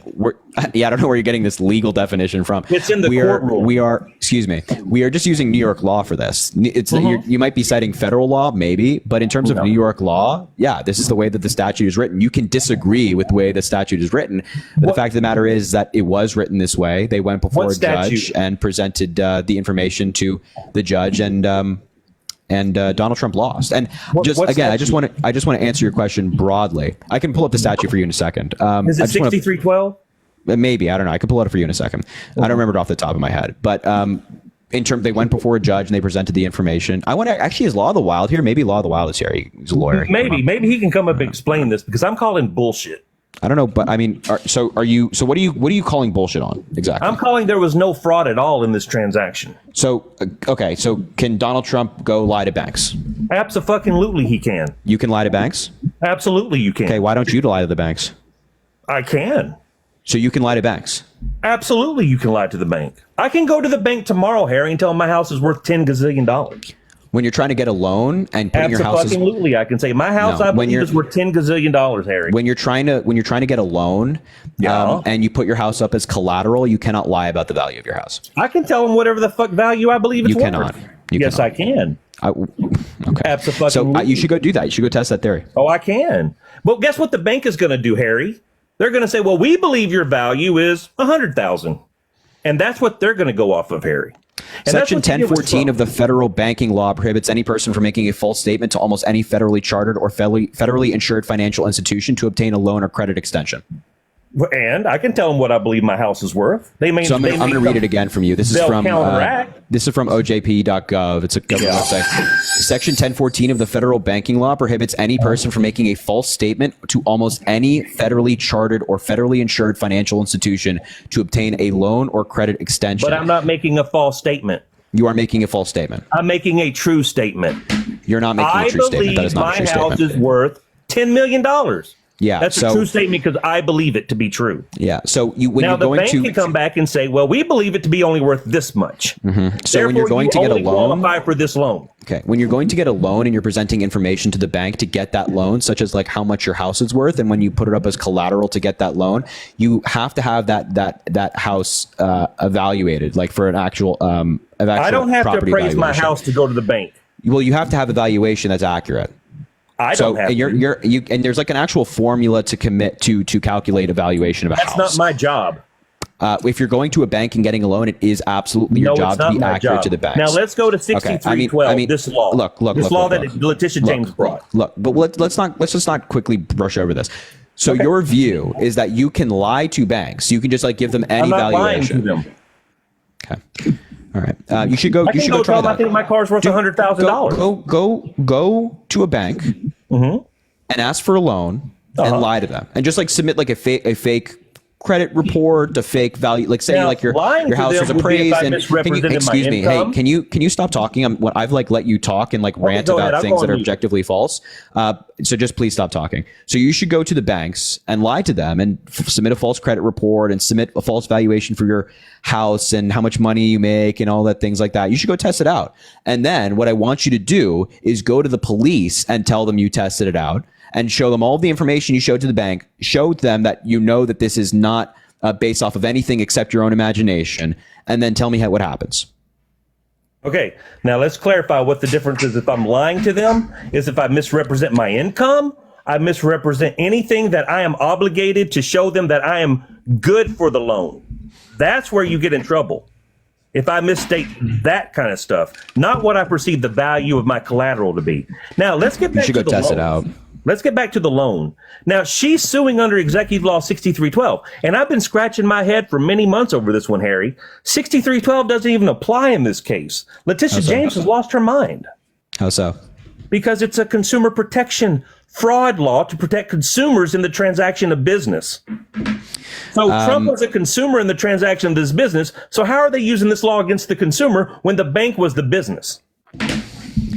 So there's also a Martin Act in New York that gives the Attorney General broad authority to go after cases like this. But also the 6312 is very broad by definition. It's broad that allows the Attorney General to send out subpoenas or investigate cases of civil fraud. And whether it was, you keep calling it like a consumer protection law. Historically, this law was passed in like the 1950s, I believe. It's been used to not only just go after like consumer laws, but also different corporations, or I shouldn't say corporations, but just different civil fraud cases that happen in New York. It's pretty broad, and it is intentionally broad. And we're going to find out when the appellate court rules on this. I'm pretty confident that it's not going to be overturned. Okay, so let's talk about this. So it's a consumer protection law. So wait, are you disputing the evidence first of all? Because you didn't even tell me about I'm disputing the law. I'm disputing the SFCs. I'm disputing the entire case because it did go before an appellate judge, 5 of them, a matter of fact, about a couple of weeks ago. I watched it. I was there. And those judges eviscerated the Attorney General when she got up there saying, hey, he frauded everybody. And they were like, sure the wait a Attorney minute. General wasn't there. The Vail was representing the Attorney General. Yeah, so On the the Attorney appeal. General was not there. Yep. And before she could even introduce herself, the judge interrupted and pretty much laid out that he's never seen this ever before, where her nose was stuck in a transaction that involved 2 sophisticated private actors conducting business, and every case law that the Attorney General cited to support their claim that Trump had frauded them didn't apply. So the attorneys led the judges down the wrong path, and they're pissed off about it. Yeah. Did you get any indication from the questioning that the judges are going to just have the entire case overturned? Absolutely. Really? What was your from indication 3 of there? them. Well, one judge says he didn't see any fraud. Another judge says he looked at the bill jackets. Whoa. What judge said that they didn't see any fraud? The first judge, Justice Friedman. So, and can you pull up that quote for me? He says, or like "I something don't along see those any lines if fraud they didn't here." see any fraud. You want to hear the audio? No, I want you to like pull up the quote for me. Yeah. Oh yeah, I'll pull up the audio. You can hear the judge say it himself. Yeah, no, give me like the entire thing. You'll get the entire thing, Harry. I've been waiting to show you this. I want to share this with your audience because I know you're pretty smart. Please. But you're really missing out on this one. Oh, please show us the entire quote here. Oh, you're going to hear it, Harry. Just give me 1 second to rack up the clip. We'll wait. Okay. By the way, you said that he said that there was no fraud. No fraud. Mm-hmm. Yep. And I'm going to play it for you I'm right sure here. this is going to be 100% exactly how he says it. Here we go. We're going to get, I got it racked up right here. Okay. What the This is Attorney General Vail. is seeking is injunctive relief and disgorgement. So let's get her backed up here. And let's forward it up. Here we go. Could go to Oh, we're almost there. Here we go. not raising an. Here we go. Here she comes. Let's listen.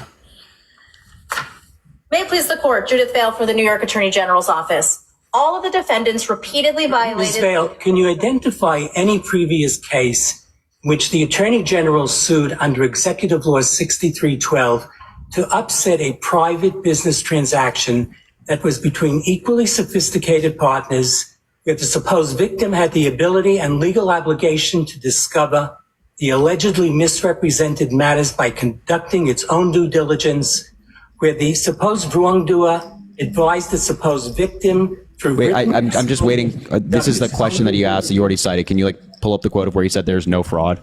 He's getting there. Listen, Harry. Okay.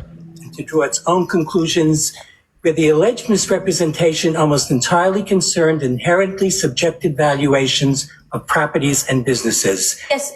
And where the victim never complained about any fraud in the transactional losses from it. Because I've gone through the cases which you've cited, and all of them always involved the consumer protection aspect. It involved protection of the market. And I want to add to his question, and little to no impact on the public marketplace. Right there. So the judge is like, when have you ever used this law in Holy this case? Because shit. everything you cited, Wait. Harry, Where did he is say the jive. word fraud? Where did he say there was no fraud? It was at the end of his question. Because there was no fraud. The banks never complained of This is the fraud. dumbest shit I've ever heard in my entire life. Wait, play the end of the question again. All right, let me rack it up. Yeah. Yes. And where the victim never complained about any fraud in the transactional losses from it. There it is. That's so funny. That's so funny that you had to play that off. So that was a question of which he's like, can you cite another example of which there was no complaint by either party or the party that was defrauded? And you're trying to say that the judge just said that there was no fraud? This is like the most disingenuous. Exactly. I'm not done yet. All right, I'll go on mute. Yeah, please. This is the most disingenuous crap I've ever heard. Not once in that. By the way, it's a question. It's not a statement of fact. And that's what this appellate court hearing is for. It was questioning. Not once in that question or in any of this did he say, yeah, there's no fraud in this case. So where did the judge say that there was no fraud specific to the Trump fraud case? Goes on. Here's his next question. Let's listen. Wait. Can you pause it for a second? Jana, thank you for the galaxy. Can you pause it for a second? So I'm not looking to hear questions, because questions are intentionally difficult, right? When you go before the Supreme Court, an appellate court in a city or state or jurisdiction, their questions are not going to be like, so how was your day? Like, where'd you get that dress? It's never going to be anything like that. It's going to be tough questions that are intentionally difficult to make sure that the party that's arguing and their case is solid. So you citing the judges questioning the Attorney General's office is not answering my question of where the judge said that definitively, as a matter of fact, there was no fraud. And by the way, if you were honest, if you play the questioning of Trump's lawyers as well,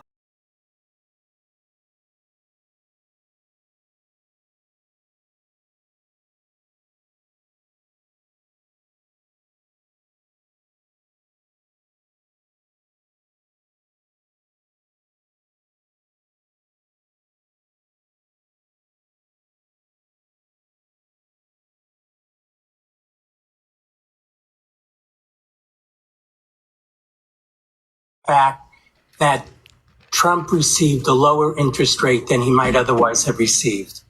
But haven't you yourself conceded that the assets were sufficient to get the lower interest rate of the private wealth management direction? Absolutely. And of course, and now answers. Now let her answer. Oh, you want her to answer? Yeah, let her answer. Allowed to do this deal at all. That's at 28150 of the record. And you have to remember something. As the net worth as the statements were coming in, the Deutsche Bank was doing a stress test. So if without the fraud, the net worth and liquidity would have started much lower, and then you do the stress test and it takes it down much lower. It does not look like such a strong financial guarantee anymore. It does not look like an ironclad guarantee anymore. And it was absolutely a fair inference that Deutsche Bank would not have given these loans without the financial strength being inflated. That was also evident from Haig and McCarty testifying about the incredible Doesn't Mr. Hay testify that there were 14 factors and this was the least important factor? Well, there are multiple factors that go into the risk assessment, but both for materiality and for disgorgement, the issue is not whether there's only one factor. There's often a lot of factors that are considered. For materiality, it's whether it's all right. You can pause it now. You can pause it. Okay. Total mix of yeah, and it gets worse from there, Harry. No, it actually gets better for the Attorney General's office. As you'll notice, all of her all of her answers are really informed, and all of her answers answered your question. You're saying, and also, I don't know how you could cite judges asking question as proof of anything. These are judges asking questions. They're questions for a reason. They are not stating facts, a matter of fact in their view. They're asking questions of both parties to get their perspective. So I don't know what you sought to achieve by saying, well, you know, a judge asked a question in a case, which means there was no fraud. It's like, come on, man, you got to stop being so disingenuous. This is really low. This is really low. Not being disingenuous. You're being Harry. disingenuous. No, please. You're being disingenuous. You're saying that a judge asking a party a question in a hearing is them stating that there was no fraud. When, I mean, the judge didn't even claim that there was no fraud. He didn't even make a claim that there was or wasn't any fraud. He was just asking a question to a party that was arguing before him. And again, you're conveniently cutting off in all of these things. Can you stop the video? You're conveniently cutting off the answer of the Attorney General's office to make it seem as like, oh, it's a gotcha moment. She was put in her place. Heathery, thank you for the galaxy. But this happens at every level of the judicial system. I mean, listen to a Supreme Court hearing sometime and listen how difficult the questions are to both absolutely. parties. Harry, I do it all the time. Okay, and you'll great, and you'll acknowledge that questions to both parties are difficult. And you'll acknowledge that questions to both parties is difficult, right? Yeah, sometimes, but not in this case. It wasn't difficult for Trump. Really? So go to a question and answer period of the Trump. But hang on, this next statement the judge is about to make is what kills the case. Listen. Even though the counterparty didn't rely on it at all. So that's you're pointing to Ernst & Young. You're pointing to First American.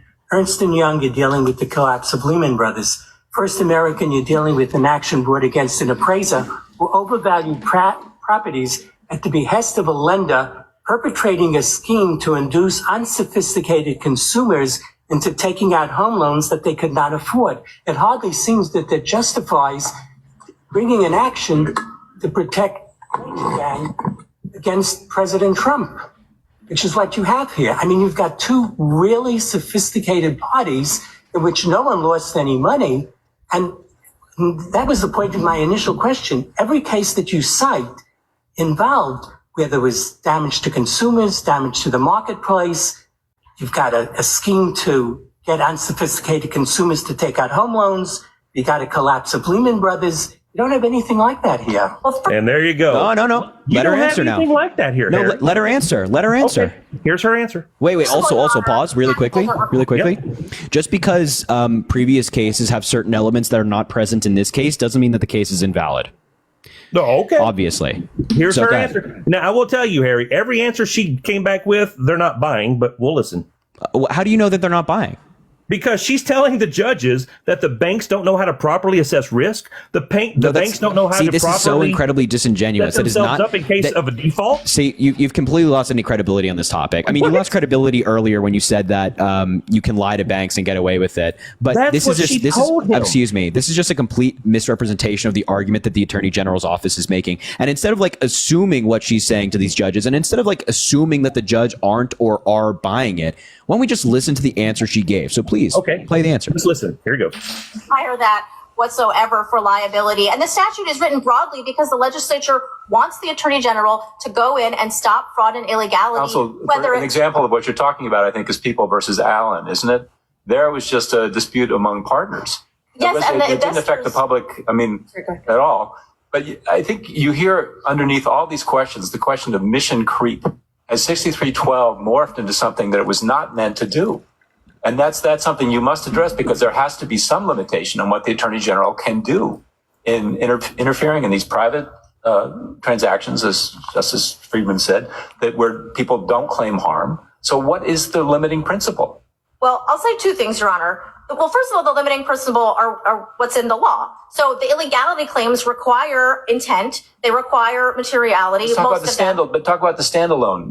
Just for the 6312 fraud. Well, this court has defined that rather broadly, but there are still limits. It is not falsity in the wind, first of all. It is not falsity that you whisper to someone on the couch. It has to be related and relevant to the business at hand. And it does have to have a capacity or tendency to deceive. It has to have a capacity or tendency to deceive. And I will stress, Your Honor, that this does have harm to the public and to the markets. And I think what Your Honor is saying is that in some of the other cases, the ripple effects happen to happen. It went so far that the ripple effects from fraud went on to hurt the market. But what the legislature wanted was 6312, just like for the Martin Act. And the Court of Appeals talks about this in assured guarantee. To be prophylactic, is that what you're about to say, counsel? Yes, look at the assured guarantee case from the Court of Appeals. It talks about how a big point of these statutes, not the only point, but a big point is for the Attorney General to go in quickly to stop the fraud and illegality before it gets to the point that counterparties are harmed or it has those kinds of harmful effects in the market. I do want to, though, push back on the idea that Deutsche Bank never complained and wasn't harmed at all. Deutsche Bank did complain. When they first found out about the alleged misstatements and omissions, they raised serious concerns with defendants, said that misstatements in the financial statements would be an event of default. They asked for more information, and when they didn't get more information, they exited the entire relationship with the Trumps. That shows that they cared about the financial statements being truthful and accurate. What year was that in? What year was that in?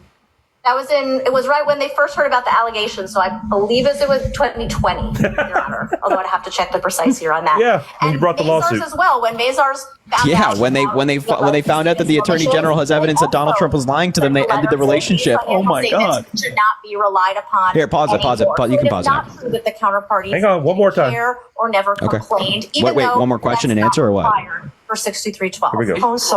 I'm sorry. Go ahead. I'm moving off topic, so if you have a question on this, go ahead. Maybe a better topic than mine. Back to Justice Moulton's point about line drawing, because I do think that is very important in this case. You know the history of this statute. It's passed under then AG Javits, and then was really amplified by AG Lefkowitz over the years. And when I went back and read bill jackets, the common thread was always we need greater power. AG needs greater powers as the people's lawyer to protect consumers, civil rights, and the environment. And so again, with that sort of historical backdrop to this law, how do we draw a line or at least put up some guardrails to know when the AG is operating well within her admittedly broad sphere of 6312, and when she is going into an area that wasn't intended for her jurisdiction? Sure, Your Honor. Well, I will say, although there was certainly concern about consumers, especially at the outset of 6312, in some of the legislative history, there were multiple bills being passed, and some of them were more specifically consumer protection statutes, which I think explains some of the focus. And the legislature wrote this statute. It doesn't say consumers in it. It wasn't focused. I mean, of course, we want to protect consumers. I'm not. And not it saying does otherwise. It does start off with the words to protect honesty and integrity in the commercial marketplace. So, yes, Your Honor, and it also is it says quite broadly, whenever any person engages in fraud or illegality, whether that is meant to include businesses large or small. Really compelling. This kind of deceptive risk does cause problems for the honest business people who don't do it this way and don't get the ill-gotten gains. All right, you can pause it now. You can pause it. Inject risks hang on. market. Well, how much more are you going to hang on more? Like, people are getting sick of this. What a repo 105 was, which is what brought down Lehman. It gets worse. It gets worse and worse. Well, I'm still waiting. You keep saying it gets worse and worse. I'm still waiting for it to get worse. She's just really good at what her job is. I mean, she's really good at this. She's a great debater. Remote. Right here. No. Does the conduct fall still? I mean, how remote does it have to be? It's the same question with regard to this line drawing in order for the AG to follow through. I mean, I think the remoteness problem until is, it's outside of the scope of the statute as intended. I mean, I think at least for 6312 fraud standing alone, I think the limit does come in through the capacity or tendency to deceive requirement. Mm-hmm. I don't think that the legislature wanted to have this kind of like evaluation about the precise harm out of a specific transaction. I mean, that's why harm is an issue that might be for restitution, but that's not an issue here. But there is a limit, and it comes from the tendency or capacity to deceive standard that this court has put on that does incorporate the materiality. But anyways. So that was actually really great. I mean, she cited how the law that you were talking about made some really good points about how it doesn't say anything about consumers. And it also says that it allows for the Attorney General to go after anybody that commits fraud Yeah. Any of your audience that wants to watch that in its entirety, they can go on YouTube. Highly recommend they do. Go to then the they'll appellate see- division. Yeah. First They'll see that how Department, you New York. completely misrepresented that. You completely hang on. misrepresented that questioning. No. And you tried to frame it as, there were only tough questions for the Attorney General's office. But again, I encourage played people to the go entire watch thing, it and Harry. hear the tough questions for the Trump team as well, because that's how court hearings work. The bottom line is, once you watch the entirety, here's what's going to happen. It's going to be a complete reversal of the charges. None of this is going to stick. It's going to be thrown out because of Executive Law 6312 does not apply in this case. Doesn't say anything about consumers, though, does it? It's a consumer protection law. Where does it say Remember, consumers the judge in the went law? back and looked at the bill jackets. Where does it say consumers in the law? Actually, if you look at Engoron's ruling on page 6, he actually says this law was intended to protect consumers. Yeah, but she pointed out how it No, doesn't I'm say gonna tell you consumers what. anywhere in the law. And if Read the it law. doesn't say consumers anywhere in the law, and It it does. says this It does. was like one of the most compelling points I actually heard. If it doesn't say consumers anywhere in the law, and it says that it gives the Attorney General's office, and it's been interpreted as such to give the Attorney General's office to go after anybody that commits fraud, then of course it applies. Okay. So, Harry, here's what you misunderstand. If you read 6312 in its entirety, it specifically says this law applies to businesses that fall under the general business law. So, therefore, it is not to be applied towards consumers. It's a business fraud law. Does it allow for? Yeah, exactly. This was fraud. Does it allow for the Attorney General to go after anybody who engages in fraud? Under a business, yes. Yeah, and what was the business? Trump was a consumer to the bank in this process. Utter shit. Sorry, Utter Harry, shit. he took a loan from them. Yeah, that's utter crap. That's utter crap. And also, where was the questioning in that case on it only applying to businesses? Because it falls under the general No. Where business did law. the judges ask it about applying it to businesses? Well, she read it. I didn't play the whole thing, but they actually read the law to her. Yeah. So and where does it? Go to the part of the questioning where the judges ask about it applying only to businesses, and you'll hear her answer. Well, the state believes she can apply it to anybody, but the judges aren't buying that. Yeah. So go to. I'm telling you, and you're gonna find out how wrong you are. Go to the questioning. Wait, pause. Go to the questioning where the judges ask about it only applying to businesses, and you'll hear her answer. Which objective person are we looking to here, given that it is the nature of the transaction that it is? I don't want to belabor the back. Right. I mean, it doesn't. This court has said that the standard for 6312 fraud standing alone is the objectively reasonable, ordinary, and even unthinking person. But in this case, the court could use the higher standard, and it would be fine because these. I notice you say the ordinary standard on page 55 of your brief. You say these deceptive strategies had a capacity, a tendency to deceive because they would have been relevant to and likely to mislead an ordinary person involved in the business dealings. And you cite to General Electric. Mm-hmm. Isn't the test here whether they were likely to mislead Deutsche Bank or Ladder Capital or the city of New York awarding a golf license, or Zurich on a surety bond program, or Everest National Insurance Company on a directors and officers policies? The defendant's statements were not meant for ordinary people. They were directed at some of the most sophisticated. This is not asking about businesses. Business. If the court See, the judge isn't buying her arguments. He's like, No, this, I asked law you to. is for I asked you to- ordinary citizens, Harry. I asked you to pull up where he asked specifically where does it apply to businesses, or why does this apply to Well, them he just and said not it. businesses? He goes, these are the most sophisticated people in business. This is for ordinary people, Harry. Consumers. Play it again. Play it again. Use the standard of. Wait. Also. Wait. Time out. Pause it. Pause it. So again, the point is that this is a question. So this judge is not saying, "Oh, I'm saying as a matter of fact, it only applies to ordinary individuals," as you describe it, or as the judge Right. said. Right. That's not what he's saying. He's asking, "Does it?" He's not saying it does. He's asking, does it? This is what Right. judges do in the appellate court. They ask questions. So you continue to say, oh, the Harry. judges are not buying his statement because of this question. It's like, no, I think you need to listen This to more judge is court. not asking Excuse me. questions I think he you need to doesn't know listen the to more answer to. court hearings to understand that when judges are asking questions, they're not stating matter of facts. Yeah? All right, let's hear her answer. Counterparty, sophisticated counterparty, fine. They had a capacity or tendency to deceive the sophisticated party as well, because these misstatements and omissions were about objective facts that were extremely important and that any reasonable counterparty would want to know. Any sophisticated reasonable counterparty would want to know that the defendants were valuing an apartment based on 20,000 square feet more than it really was, based on pretending that rent regulations on certain apartments didn't exist, based on pretending that the Mar-a-Lago restrictions didn't exist. Your Honor asked about that.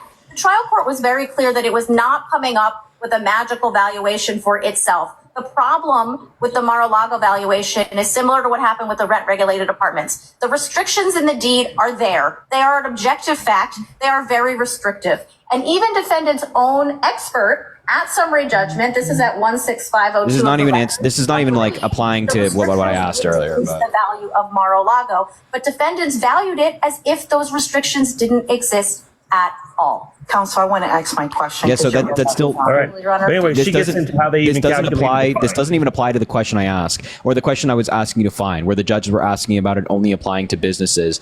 I mean, you didn't even cite that question. Maybe you didn't even ask about it. The judge says, "Hey, I went back and looked at the bill jackets. This only applies to consumers, civil rights, and the environment." Where did the judge say that? Did you not hear him say that, Harry? Play it again. Because again, I'm gonna have to explain it to you again how appellate court questioning goes. Okay. Because the judge. Anyway, go ahead. Here we go.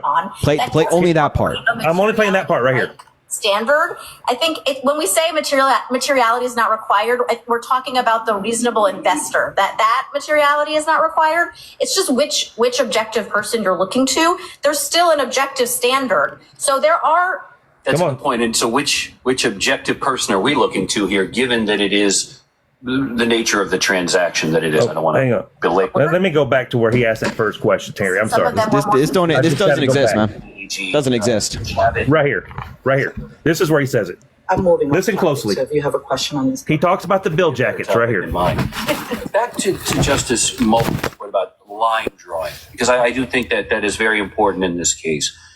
You know the history of this statute. It's passed under then AG Javits, and then was really amplified by AG Lefkowitz over the years. And when I went back and read bill jackets, the common thread was always we need greater power. The AG needs greater powers as the people's lawyer to protect consumers, civil rights, and the environment. And so again, with that sort of historical backdrop to the... He just said it. Civil rights, environment, and consumers. And then keep playing it.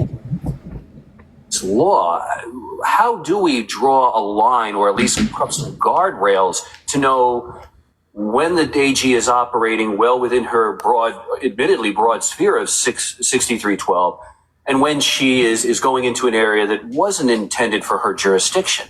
That's right. So he's basically wait. Keep listening. Okay, I'll play her response. Your Honor, well, I will say, although there was certainly concern about consumers, especially at the outset of 6312, in some of the legislative history, there were multiple bills being passed, and some of them were more specifically consumer protection statutes, which I think explains some of the focus. And the legislature wrote this statute. It doesn't say consumers in it. It wasn't focused. I mean, of course, we want to protect consumers. I'm not. And not it does start off with the words to protect honesty and integrity in the commercial market. All right, so there it is. Yeah. So Harry, what they're framing it is we believe she's outside. They're not framing it in any way. They're not framing it in any way of saying, "Oh, this case is valid, this case is not." They're not framing it in any way. This is judges asking questions. I don't know how many times I have to say this. You're like trying to read between the lines when it's always a terrible move when it comes to questioning like this. And you're also only looking at one side. You're saying, "Oh, the questions to the Attorney General's office was hard." I probably didn't listen very much to the Trump side being questioned. But her answer was good. Well, her answer where the line's drawn. Her answer is typical why she brought the case, but it still doesn't apply. And these judges are going to correct this, and they're going to tell her that she's working outside the boundaries of 6312. Just to be clear here, this is somebody who thinks you can lie to banks. It says that this is not going to stick. Well, of course, if somebody, if you think that you can lie to banks, you think that the law that prevents you from lying to banks is going to stop you or is not going to be applied. So I'm not sure if you're the most valid source here. But I am the valid source. You're not a valid source. You think that you can lie to banks. 6312 is broad. I don't know what's funny about that. You can tell the bank what you believe your property is worth. 6312 is broad. It's broad intentionally to allow the Attorney General to go after fraud. And it doesn't, as she mentioned, it doesn't say anything about consumers, and it says that they can go after anybody who commits fraud. And where in the law specifically does it say only businesses? Because if you read the law itself, Harry, so if you where in go the law does it past say that? Any person, it says under the general business law. Where does it, where? Pull it up. What consumers go around knowing what the general business law is? Pull it up. The actual law itself? Yeah, where does it say the general, whatever time frame? Harry, I'm going to cook you. Do it. I mean, we've been waiting all night. We've been waiting all night for you to, you say, I'm going to pull it up and I'm going to debunk you. We're waiting. All right, let me read it to you. Here it is. Executive Law 6312. It says right here. Let's go to 12. It says right here, whenever any person shall engage in repeated fraudulent or illegal acts or otherwise demonstrate persistent fraud or illegality in the carrying on, conducting, or transaction of business, the Attorney General may apply in the name of the people of the state of New York to the Supreme Court of the state of New York on notice of 5 days for an order enjoining the continuance of such business activity or of any fraudulent or illegal acts, directing restitution and damages, and in an appropriate case, canceling any business certificate filed. As a penalty. Keep going. Keep going. Keep going. Wait. Go back. I want to hear it again. I want to hear it again. Go back. Just go back a little bit. Business law. Wait. Go back. I want to hear it again. Just read it for me one more time. The Attorney General and the people of New York to the Supreme Court on notice 5 days for any order enjoining the continuance of such business activity. No. Go back further. Go back further. Back to the beginning of the law? No, just a little bit, like 2 sentences before that. Go ahead. Okay. The Attorney General may apply in the name of the people of the state of New York to the Supreme Court of the state of New York on notice of 5 days for an order enjoining the continuance of such business activity or of any fraudulent or illegal acts, directing restitution and damages, and in appropriate cases, canceling any business certificate filed under and by virtue of the provisions of the general business law. Yeah.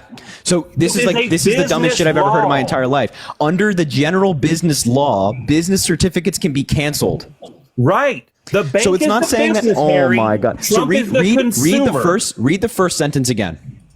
Trump is the very consumer. Beginning. Go to you the very remember beginning. That, Harry. Read the first sentence again. The first line. When any okay, person. Now stop. What are the first 3 lines? The first 3 words? When any person. Okay, so read that one more time. Under business. No. Read again. What were the first 3 words? When any person shall engage. When any person. That's the point. When any person Doing engages business, in Harry. fraud, the Attorney General is able to go after the. Jesus, Harry, I mean, it didn't have to be this hard. When any person engages in fraud, the Attorney General has broad authority to go after that fraud, and it doesn't only apply to people falling under the business. What would you say, the business law? Yes, because they have to have a certificate. Wait, say it again. Business. The business certificate law, right? Yes. That's wait. No, actually, read the law name again. What was the law name? It says it right here, and cancel any business certificate filed. Right. Business certificate. Right. Listen, read it very carefully. Read that line again very carefully. Okay. Inappropriate canceling any business certificate filed under the general business law. Yeah, so the general business law allows them to cancel business certificates in the state of New York if you commit business fraud generally under 6312. Yes. So now, if Harry, you And wait. And just guess what happened when Donald Trump was found liable of a bunch of fraud? That, Harry? His business certificates were canceled, which is a remedy that the Attorney General can seek if somebody violates 6312. This is not rocket science. It doesn't only apply to businesses because, again, the first line is when anybody. Trump, Harry, Trump was not the business in this relationship. He was the consumer to the bank. It doesn't have to be a business. Now, hang on. Where in 6312 does it say it has to be between a business and a business? The only way this would apply to Trump if he was a business and he was selling things to the consumer and he frauded the consumer. It applies to. I'm going to read it to you. I'm going to point out the very important parts because we're having trouble here. Whenever any person shall engage in repeated fraudulent or illegal acts or otherwise demonstrate persistent fraud or illegality in the carrying on, conducting, or transaction of business, the Attorney General may apply in the name of the people of the state of New York to the Supreme Court of the United States, Supreme Court of the state of New York on notice of 5 days for an order enjoining the continuance of such business activity or of any fraudulent or illegal acts directing restitution and damages, and in appropriate case, canceling any certificate direct or filed under and by virtue of provisions of Section 440 of the former penal law. You didn't read that part. Or Section 130 of the general business law, and the court may award the relief applied for or so much thereof it may deem proper. The word fraud or fraudulent as used therein shall include any device, scheme, or artifice to defraud, or any deception, misrepresentation, concealment, suppression, false pretense, false promise, or unconscionable contractual provision. The term persistent fraud or illegality are used here, and yada yada. It's defining words. So what it's saying by using the business law that you're citing is that under that law, if the law is broken under 6312, then they can cancel business certificates. It's not just saying that it has to be a business. And if it just said it was only businesses, it wouldn't have started by saying whenever any person. That's the first 3 lines of the law. You're misreading it. I don't know. It's not that hard. No, I'm not, Harry. You're thinking it applies to any person that just lives in New York. It does not.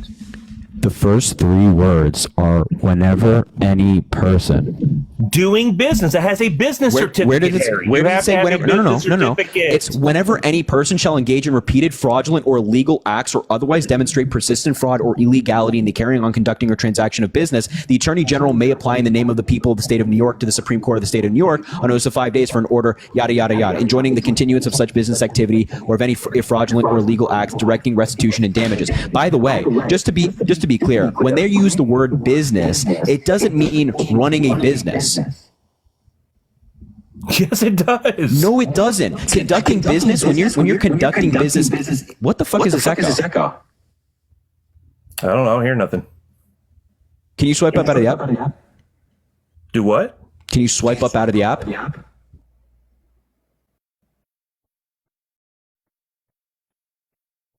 Anyway, that's why. Yeah. I think it's good. So when they, no, it's not good. Okay, wait. Let me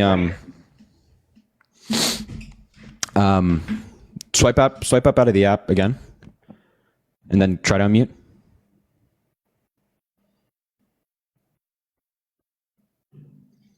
Oh, he left.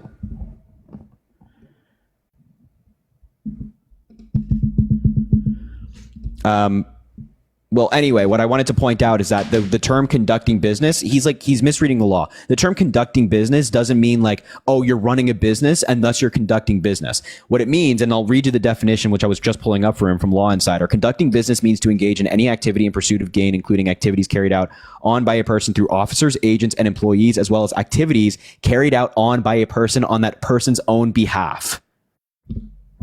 So it's like, think about it this way. When you can use, when you use the term conducting business, like if you're running a business, but you can also say that, like, have you ever heard the term taking care of business?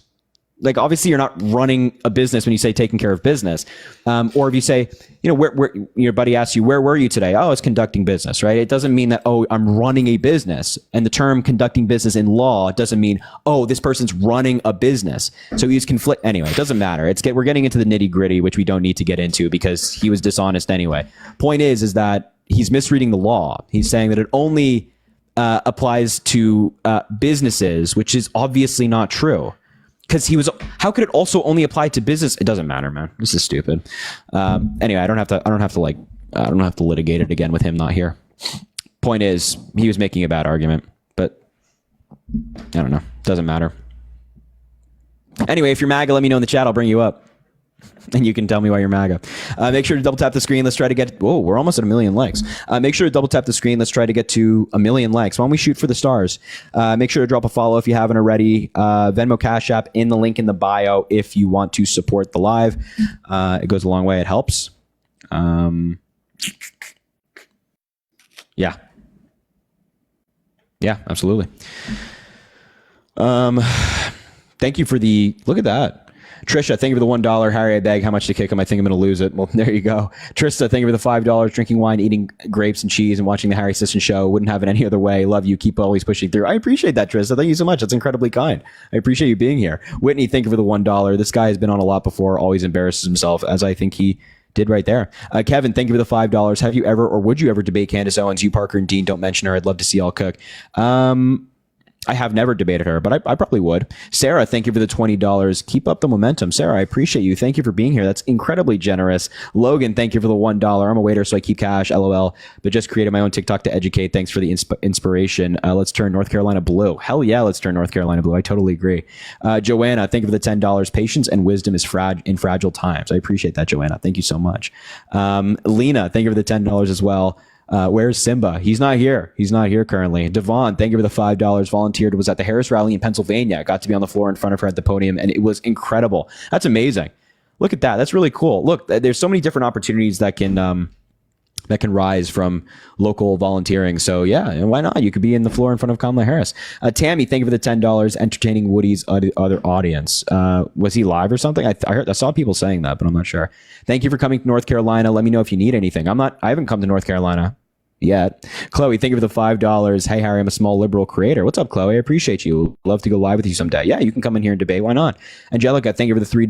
DJ milking his time because he has to go live on his main. I didn't know that. Maya, thank you for the $2. How many donations is it going to take for a date? God, I don't have an answer to that question. $3 from Angelica again. That's the echo. Told you I was there. Interesting. I take you. Take it. I take your word. Venmo, Cash App, link in bio. What was I just going to say? Oh, yeah. Add me on Snapchat. Link in bio to add me on Snapchat. And also YouTube, Twitter, Instagram is all on that stuff. So, you know. All right. Anyway, if you're MAGA, let me know in the chat. I'll bring you up. And we can talk. Let me know if you're MAGA in the chat. Oh, yeah. Look at that guy with a really good name. Just fuck that guy. Sorry. There's somebody in the chat that was not good.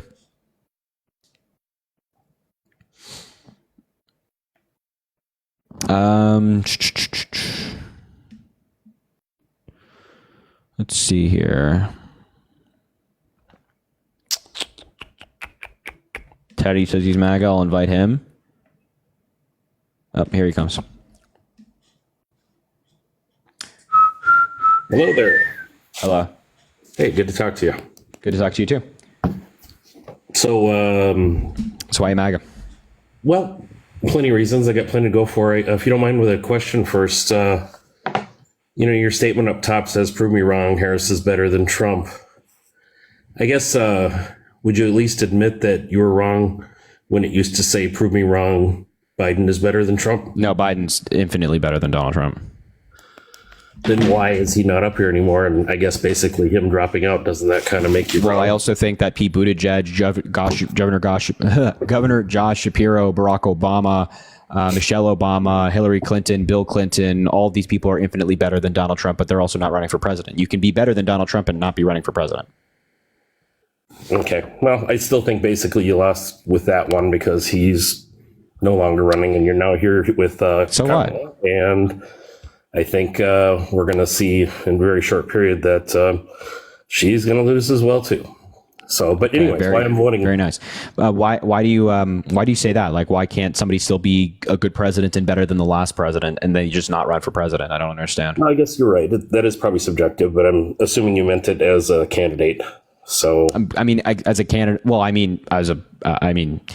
think the candidate being a better candidate is based off what they've done and what they promised to do. So maybe, but I'm talking about mostly achievements. Like he's infinitely better.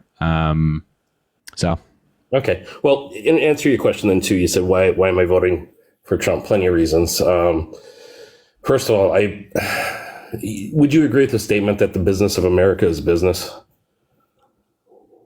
I mean, what do you mean by that? Well, what does it mean to be American? What does it mean for every American, whether they have jobs or whatever? And this was actually said by a former president a long time ago. The business of America is business. And the reason I state that is you need to have an environment in this country so that businesses can thrive, which also means income and jobs and money stays in the country. And yet we can also sell goods overseas. So my point behind it is Trump, being a businessman, completely understands how businesses you have to make business cost less here for businesses to stay here, which means you can't overtax them. You got to have lower energy costs. Therefore, our goods and services can be marketed here as well as worldwide at a lesser price, thereby reducing inflation. Let me hear what you have to say about that, I guess. Could you say the last part again, if you don't mind? Basically, you need this environment to be more friendly to business with regards to fewer taxes on businesses, lower energy prices. You got to make goods and services be able to be made in America so that you can not only sell them here at a better, at a much more affordable price, as well as worldwide. Basically, we're in competition with the rest of the world. And it comes to tariffs too, but I don't want to get too far out in front here. But basically, go ahead and just tell me what you think of that. Yeah, I'm not against a business friendly environment, but there's a nice balance here, right? Where it's not too pro business and not too anti business. So like historically in the United States, we used to have like a really pro business Supreme Court in like the kind of like 1800s kind of era, 19th century, where a lot of employee protections in certain businesses were struck down by the Supreme Court, saying that, oh, it's an infringement on business. There was a court case in New York, I believe, I forget the name, but it was a case in New York where they essentially, one party was claiming that they are owed breaks. This was like in the 1800s again, maybe early 1900s, where they were owed breaks from their bakery because they'd be in like these bakeries and these like really dark rooms for like 18 hours a day, constantly baking food, constantly baking. And they were entitled to protection under the law to have breaks. The Supreme Court of that time struck it down, saying that that was an infringement on business. It was like a 7-2 or something outrageous like that. And then over time, the Supreme Court has acknowledged that there has to be a nice balance. And like we as a society have now acknowledged that there should be a nice balance. So there has to be like enough regulation where we say like, yeah, if you're an employee, you get a lunch break, you get bathroom breaks, you get, you can't work a certain amount of hours per week, or you get paid overtime. But we can also incentivize certain businesses with being like, hey, like we'll give you a tax cut if you stay in the United States. And, if you have access to our market, so that's already a benefit. And if you employ in this certain area, you'll get a subsidy of some kind. So I think there's a nice mix, both legally and a policy way. That we could strike, and I'm obviously not opposed to that. Okay, no, I agree with that. And you can actually see it statewide as well, too. Why do certain businesses leave certain states and go to other ones where the cost of business is doing it's doing less. Elon Musk would be an example of that, moving, Twitter, or formerly Twitter, now X, and also Tesla, he moved to Texas because the cost, businesses do what they can to be more competitive. Now, if you take that on more of a macro scale going worldwide, wouldn't that same reasoning still stand? That's why businesses leave, and as they get bigger and bigger, they start going where the cost of doing business is cheaper. And here, all our policies, where I hear, your side basically says, we have to tax businesses, we have to, make them pay more, make them pay their fair share. But in the end, you lose the business, which loses the, professional, high-paying jobs that we normally could have here. Your thoughts? Yeah, but we have to acknowledge that there's also like disadvantage. So like you can go to Ireland, right? You can go to Ireland and incorporate your business there and have like no tax on your business. But there's disadvantages to doing that. And like Apple's kind of experiencing that a little bit right now. They're going through litigation surrounding their business being incorporated in Ireland, and it makes it harder to access American markets if you're based abroad. So sure, there's competition there. Of course, people compete, and like Ireland has no corporate tax rate because they want to compete. But I think that the overall benefit for companies staying in the United States is larger than the con of like a corporate tax rate, and like the pros of going abroad do not outweigh the cons of going abroad, in my view. Okay, but they still do it, and then we still lose really good jobs here. And what made America great, if you go back, you mentioned back in history a little bit, I'll go back a little bit and say that, just go back to World War II and after, America was a manufacturing powerhouse, and we've become significantly less so. And as other nations have built back up, and especially, competitors like China, China is really basically kicking our ass when it comes to manufacturing. And again, they have labor laws that are not favorable. I understand that, but it wouldn't take much if you keep the energy prices really low here and also the taxes low here for business to keep businesses here. Look at what John Deere is trying to do. They're trying to leave now too. We just kind of keep creating a very hostile environment towards business. Really, it's because we've had a manufacturing boom in the past couple of years, specifically in tech. So it can't be that hostile, right? Well, no, I would agree that tech is doing well, but that's the industry of the future. I mean, at the end of the day, we used to have coal miners and things like that, and the Midwest was producing cars, and it was the manufacturing hub of the United States. But unfortunately, the economy has evolved, and whether it's Trump in office or not, these jobs are likely not coming back, and we're never going to have that again. So manufacturing is not going to go away, but that kind of manufacturing certainly has. So we have to adapt for the future. That's what Joe Biden has done. That's what Kamala Harris wants to do, which is the manufacturing of the future, chips, tech, things of that nature. And they're making that investments. Donald Trump is not. I mean, and to be clear, like you're assuming too much of Trump. You're assuming that he's going to make good on promises he makes, or he's going to act in a certain way that's business friendly. This guy's only focused on getting power to keep himself out of prison. So you have to factor in who you're voting for. You're not voting for like a Mitt Romney or a John McCain, who might be traditionally more conservative and agree with a lower corporate tax rate for an average business. You're voting for Trump, man. You got to it's a different thing. I get that. And here, the difference is too, because I hear you say it all the time too, that, why would you vote for a rapist or, someone that is a convicted criminal in business dealings? But here's the difference with my side. We don't believe he's guilty of that. And just hear me out for a second, because, it all seems to come up at a time when your side couldn't really run on an economy. So you had to do what you had to do. I'm just telling you what we believe. We absolutely believe this. So, and I absolutely believe that there are unicorns flying around outside spitting at people. It's like, okay, well, you can absolutely believe something, even if it's batshit crazy, which argument to be made. So you can live in that delusion that Trump never did anything wrong, or that, it's just the deep state is coming after him, but that's not based in reality, right? You have to snap out of the, they didn't have the economy to run on, so they decided to go after Trump. For example, the sexual assault was a private individual. This was an individual who took Donald Trump to court. It wasn't a party. It wasn't a district attorney. It wasn't anything like that. And even when it was paid for by somebody else. So during a time of election when they had an interest in seeing Trump. This is a matter that was brought up in 2019. This was not even a relevant to 2024. But they knew he was coming again. They knew it.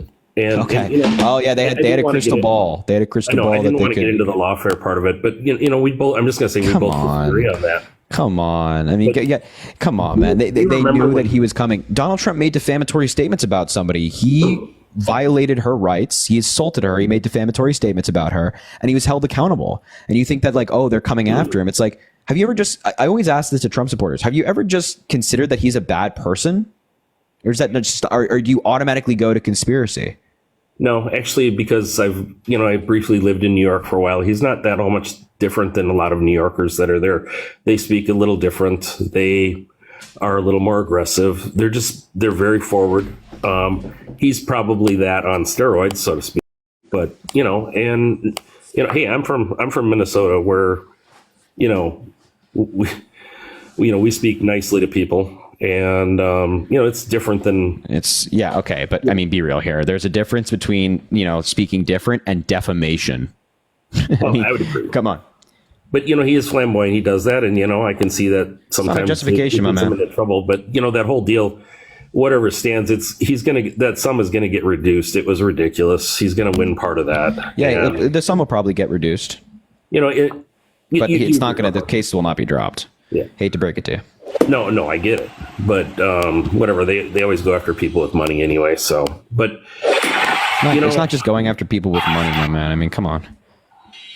I get it. But, I do believe that had Trump had a second term, I'm not, if you're okay, if I move to something else here. Sure. He is going to come back with ways to create a more business friendly environment. He's also probably going to come back with cutting spending, which, that would be the question to you. Do you think we have a, spending problem in this country, or we don't? Because we seem to keep running up deficits. This country is running up a deficit of $1 trillion every 3 months right now. It's just getting added and it's growing faster than that. Yeah, but who do we owe the debt to? Well, most of it's to ourselves, but still. Right. Yeah. But so to me, it's not the debt. Like if our economy is growing and our GDP is great and we have the strongest economy in the world, and our debt to GDP ratio is good and it's kind of maintaining itself, then I just don't understand the big issue. Do you know what our debt to GDP ratio is right now? It's higher than it's been historically. It's it's almost 125% right now. Yeah, but typically before this, economists didn't think we can go above a certain level, and now modern economics is proving that's not to be the case. Japan's debt to GDP ratio is higher than ours, and they have a great economy. Well, it's about the same, but yeah, and I've looked at it, and the only ones that are really low these days are places like Russia, and we know what Russia's doing. And well, that you bring up a good point there too, because what is Russia's economy? It's based on mostly oil, right? Yeah, they're standing on like sticks right now. Not necessarily, because since Biden has come in, we've seen the petrodollar basically change. Okay, and that is something that actually helps Vladimir Putin and Russia. But if you remember, I would assume you're not old enough to know, but from history. You're very well read. I have a lot of respect for you. I think you are a very smart guy. But thank you. Yeah, if you look at, like what, how did Reagan basically win the Cold War? I don't know if they taught that because. Of course they taught that. Sorry, I'm multitasking right now. I'm like trying to. It doesn't matter. Yeah, it was a combination of things. I think it was more so the Soviet Union imploding on themselves than like Reagan. You know what I mean? Well, there is a particular reason why, oil was so high. If you go back, it goes back to like the 70s under Carter and everything else, that oil was just so incredibly high. And Russia was able to, support their military and everything else. I should say it would have been the Soviet Union at that time. But basically they were able to do it. And then Reagan comes through, and the most simple thing he did is he says, I want to get oil down below $25 a barrel. And it might have even been less than that. For some reason that sticks in my mind. But basically what happened is the Russian economy, it collapsed. The whole Soviet Union fell apart, and it had to do with they could no longer support their military or anything like that. So what have we done now? We've done exactly the opposite. We've gone after the energy sector, and now basically look at what we have. We have unrest everywhere. Russia has made a huge comeback because that's propped their economy back up again. So, if we're doing the opposite of that, it's, what we need to do is go the other direction with it, which will not only take care of the Russia problem, but will also bring our economy back as well, too. You need better energy prices. The thing you're not, I don't think, factoring into your argument is that today Russia has more partners than they did under the Soviet Union. So when, Reagan and like the global community was, the goal was to lower gas prices, Russia didn't really have anybody to fall back on and like kind of trade oil with then, or, to help out their economy then, because China wasn't developed. North Korea wasn't developed. It was nothing. Iran in the Middle East was going through its own stuff. But now in modern day, 2024, Russia has allies and partners to fall back on. So even when the United States and the entire West cuts off Russia from, importing their oil or using their oil, as the United States has done and many other countries have done, they just turn to China, they turn to Iran, they turn to North Korea, and they've done that. They certainly have. And that's how we got the BRICS nation too. Would you agree with that? I think BRICS is like nothing, but yeah. Well, that's going to be something. It really will be, because if we ever go off the petrodollar, do you know what that's going to do to our economy?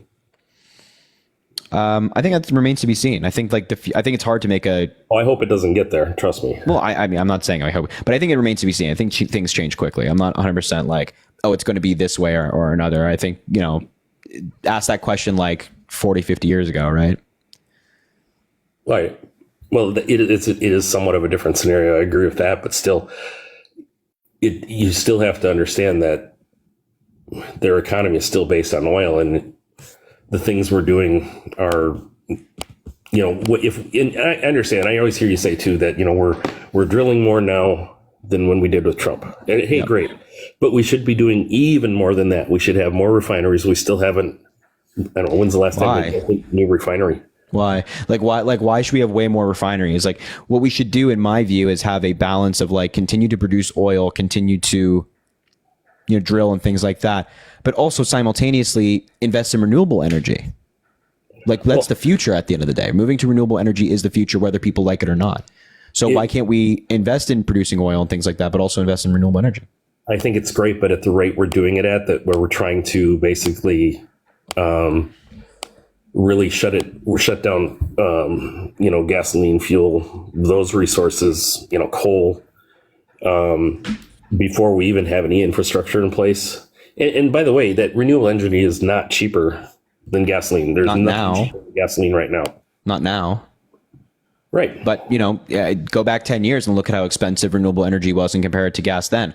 It's gone down substantially over years as we've invested more and it's become more of a commonplace. So it's all about innovation. It's all about taking the time to get there. And we will get there. That's all because of the heavy subsidies that are on it as well, too. It would never stand on its own. Look at ethanol. I mean, ethanol cannot even live without the subsidies. We also subsidize the oil and gas industry. We do, but not at the rate that they're doing in solar right now. Solar is exactly. And look at how subsidies with oil and gas have evolved over time, right? I get it, but it's needed. It's also, what do you think helps our economy run? I'm not saying it's not. I'm not saying it's not.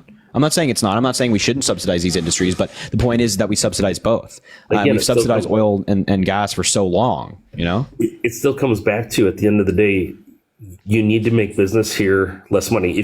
And by the way, prices will come down. I hear you say prices will never come down. They actually will come down if you get energy prices lower, because, with competition and everything else, the energy prices are, if you go back just, 4 years ago, you could go to Walmart and you could buy a dozen eggs for, I believe it was like 79 cents. You jump forward to now and, you're looking at $4 a dozen. Yeah. Oh yeah. I don't know where you're getting like a dozen of eggs for 73 cents in what year, but it was like 79 cents, and they would, you could easily buy them for 99 cents a dozen. Trust me, I remember these things. When? Like 4 years ago. I don't know. Yeah. I don't know, man. I don't know about all that. I don't know about all that. I have a pretty decent memory too, and I'm telling you, that's what it was. So, and everything else. I mean, granted, a lot of other places would sell them for, $1.59, $1.69, whatever. But the deal is, you'll never see that kind of a deal again. But what it is it's the cost of shipping everything. I bought some copper pipes today, and I'm seeing a copper pipe stick at like $60, where, 5 years ago you could buy it at like $18 a stick. It's gotten absolutely ridiculous. It has to do with the cost of shipping. Everything that weighs something costs more. Weight is everything. So you have to bring down fuel prices if you want to bring down the price of goods like that. If you want to bring house prices cheaper, the $25,000 Kamala Harris wants to do, get energy prices even lower, and you'll actually stimulate the housing market far more. And it'll give it to everybody, not just for first-time home buyers. I don't know. I think it can be a combination of both. It doesn't have to be one or the other. Also, I was just curious about your claim about like eggs being per dozen being 99 cents. I'm looking at the average price. It was never that. I think the lowest it got in terms of average was in September of 2020, which is the midst of the COVID pandemic, at $1.35 on average. But around in the Trump presidency, it was mostly hovering around like $1.50 to $2. Okay, and it only spiked in 1 year because of a bad case of bird flu. Then the next it dropped down to $2 under Biden, and now it's around like $3. So I'm looking at it right now from the half on average. What was that? It's about $3.50 on average right now. No, trust me. Hey, I have no reason to lie to you about this. I'm telling you what. All right, I'd take your word for it.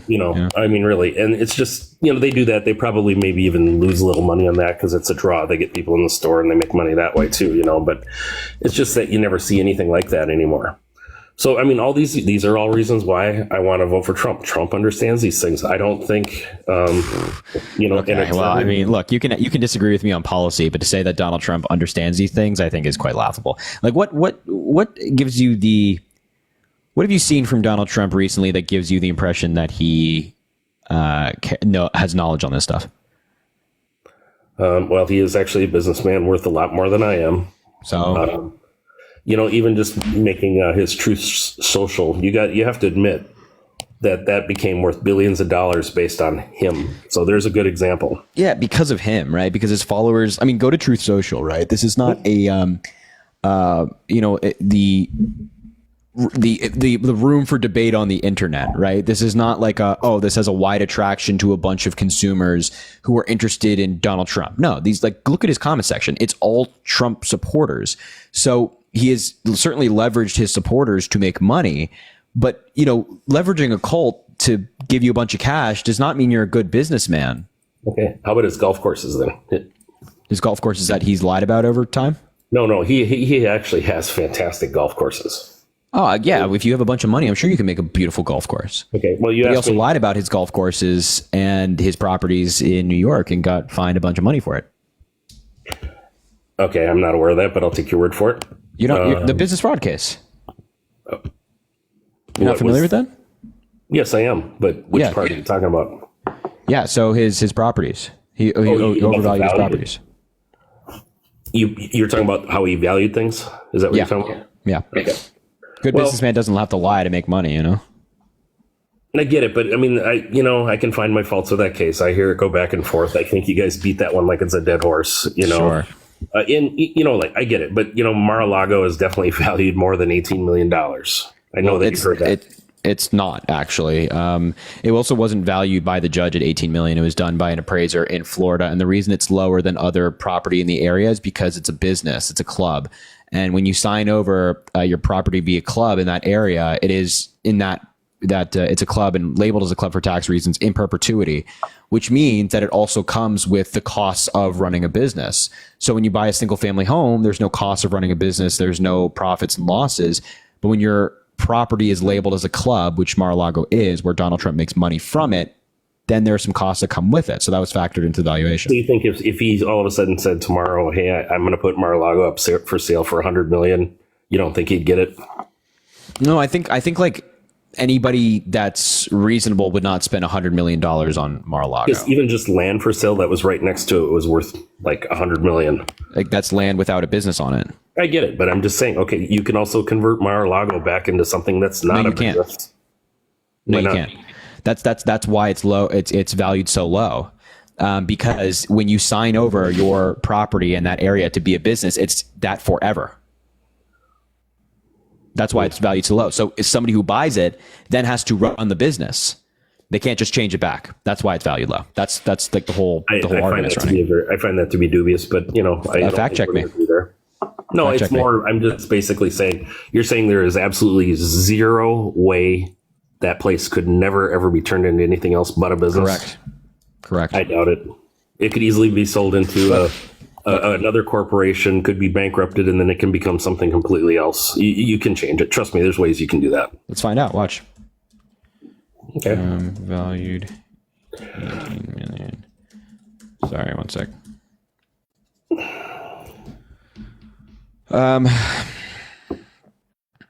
It probably makes quite a bit of money too for him, I'm sure. Yeah, so this is a PolitiFact. The claim was Attorney General Letitia James and Judge Arthur Engeron valued Mar-a-Lago at $18 million. They rated it as false. In evaluating the property, Palm Beach County officials account for Mar-a-Lago as being a deed-restricted private club. Unlike a private home, the property's value is determined by the amount of income it generates as a club. So that's number one, why it was valued at that.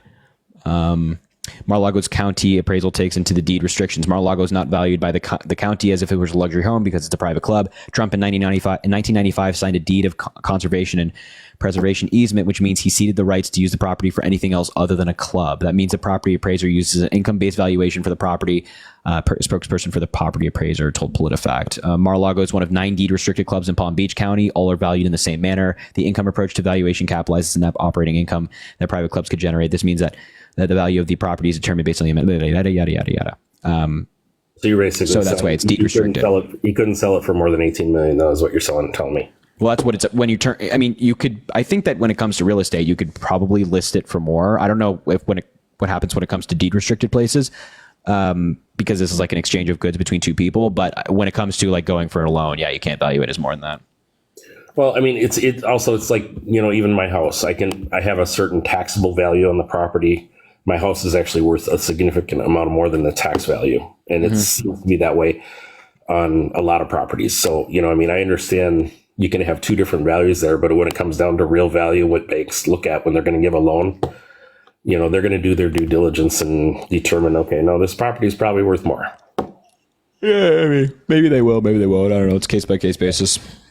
Hey, by the way, the other thing I said too about, you know, we have a spending problem here. Yeah. What are your thoughts on, you know, Elon Musk coming on board and helping go through and becoming, if say Trump is elected and he's dumb. Why do you say that? Because Elon Musk is dumb. I don't think he's very dumb. Yeah, I mean, I'm sure he's created a bunch of businesses and that's great. But when it comes to like just basic media literacy, he's really stupid. Like, just look at what Elon Musk's posts and like what he believes to be true and like how he like cites fake stories on Twitter all the time. It's like this guy has the media literacy of a 5-year-old or like an 80-year-old who just started using Facebook for the first time and they see AI images. It's very concerning. And I wouldn't want somebody like that to be in control of, you know, government efficiency and things like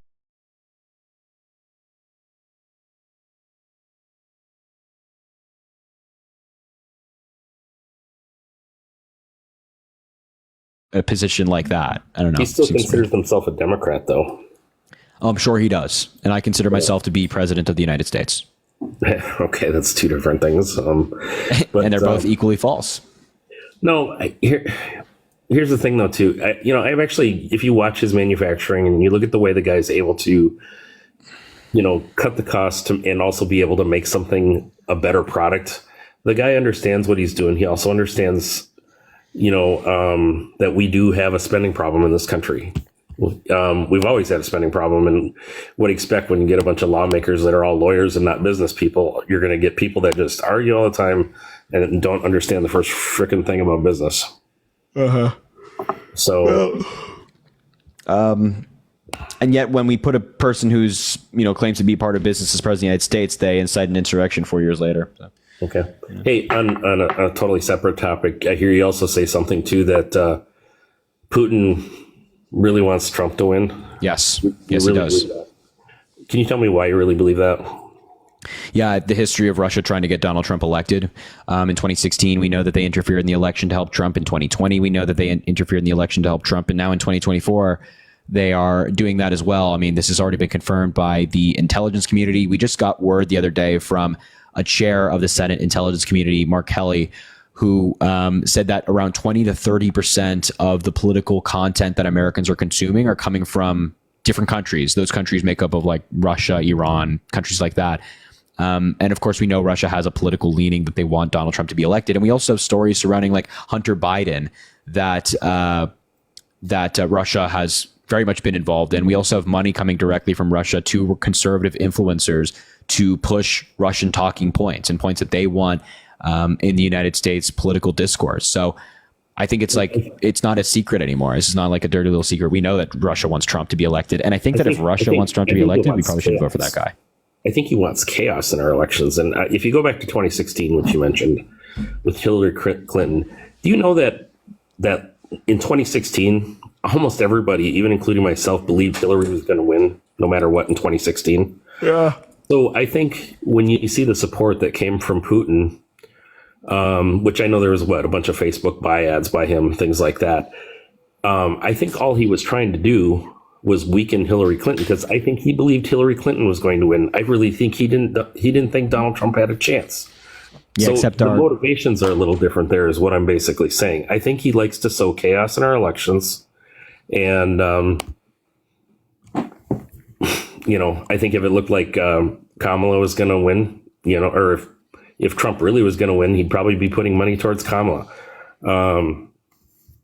Yeah, except our intelligence community came to the conclusion that he was helping Donald Trump to get Trump elected, not to sow division or hurt Hillary Clinton. This is the same ones that are the ones that said the Hunter Biden laptop, the 50 people that were actually 100% wrong. Well, a lot of the stories around Hunter Biden are Russian disinformation. We know that now, especially with Alexander Smirnov recently being indicted by the FBI for lying to them and having connections to Russian officials who gave him stories to spread about Hunter Biden. But those 50 officials were actually they made a good point. It wasn't that they were saying, oh, it's Russian disinformation. They were saying it has the telltale signs of a Russian disinformation campaign. And a lot of that was, I mean, the Hunter Biden laptop story was a nothing burger. I mean, what did it prove? What did it contain? Nothing, right? The Republicans have been investigating Hunter Biden for 2 years now. And notice how their investigation just kind of suddenly disappeared. It's because there's nothing. Well, it was because he did a plea deal. So no, it wasn't because he took a plea deal. Their investigation was irrelevant to the cases against Hunter Biden. A lot further had that gone on further into a fight, it would have gone much further, and it probably would have embarrassed quite a few other people. But he took a plea deal on tax charges against him. He was convicted in the other case, but I don't know what you're referencing that he took a plea deal on that would have. If it would have gone to trial, there would have been, the rights to more discovery of where money came from, how it came, and they had to shut that down. He had to do a plea deal. Why would there be rights to more discovery? This was a tax charge. What discovery would they have more rights to that they didn't already have? They would have had to prove the money and how it came there and who was involved, and it could have involved bringing forth witnesses that. Yeah, there's no evidence that the money was obtained illegally or anything like that. That wasn't an allegation. It was just whether Hunter Biden paid his taxes or not, and that wouldn't mean that they'd have right to, Hunter Biden's entire life story when it comes to financials. This is just not true. Okay. Well, that's basically my opinion on that. I really don't care about the Hunter Biden stuff or anything like that. Mostly what I care about is our economy.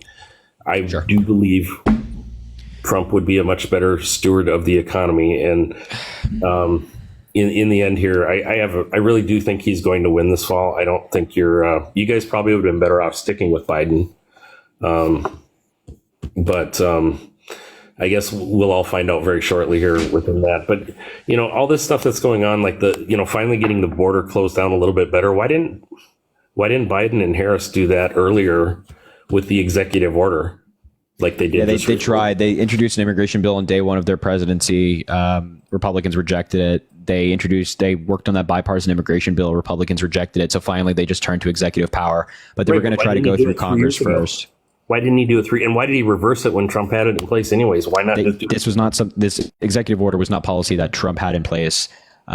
This was new policy regarding asylum because asylum has become the big problem in recent years. And in terms of why did they do it earlier, they were trying to work through Congress. Yeah, but in the meantime, you do a stop fix gap, which could have been an executive order while you work on this other thing. We were thinking that Republicans would come to their senses and actually want to work together on an issue and solve something for the American people, and they chose not to. What were the problems with the bill? Well, it would have immediately. Actually, I'm not going to really be speaking from fact here. I probably shouldn't copy, but my understanding is it would have immediately legalized like 11 million without a lot of vetting. But I'm not going to take that as fact. Yeah, that's not true. There was also like a daily limit where the border would shut that could be subjective. There was a lot of problems with it. It wasn't a perfect bill, and there's plenty of reason to not vote it into place. But again, I'm not going to be an expert on that one. Yeah, I mean that's just not true. It wouldn't have allowed 11 million people to come into the country. That is not based on any fact. Also, this was written by a Republican endorsed by Donald Trump. Already here is what I'm talking about. But it would. Yeah, so there was a pathway. Actually, no, there was no pathway to citizenship in that bill.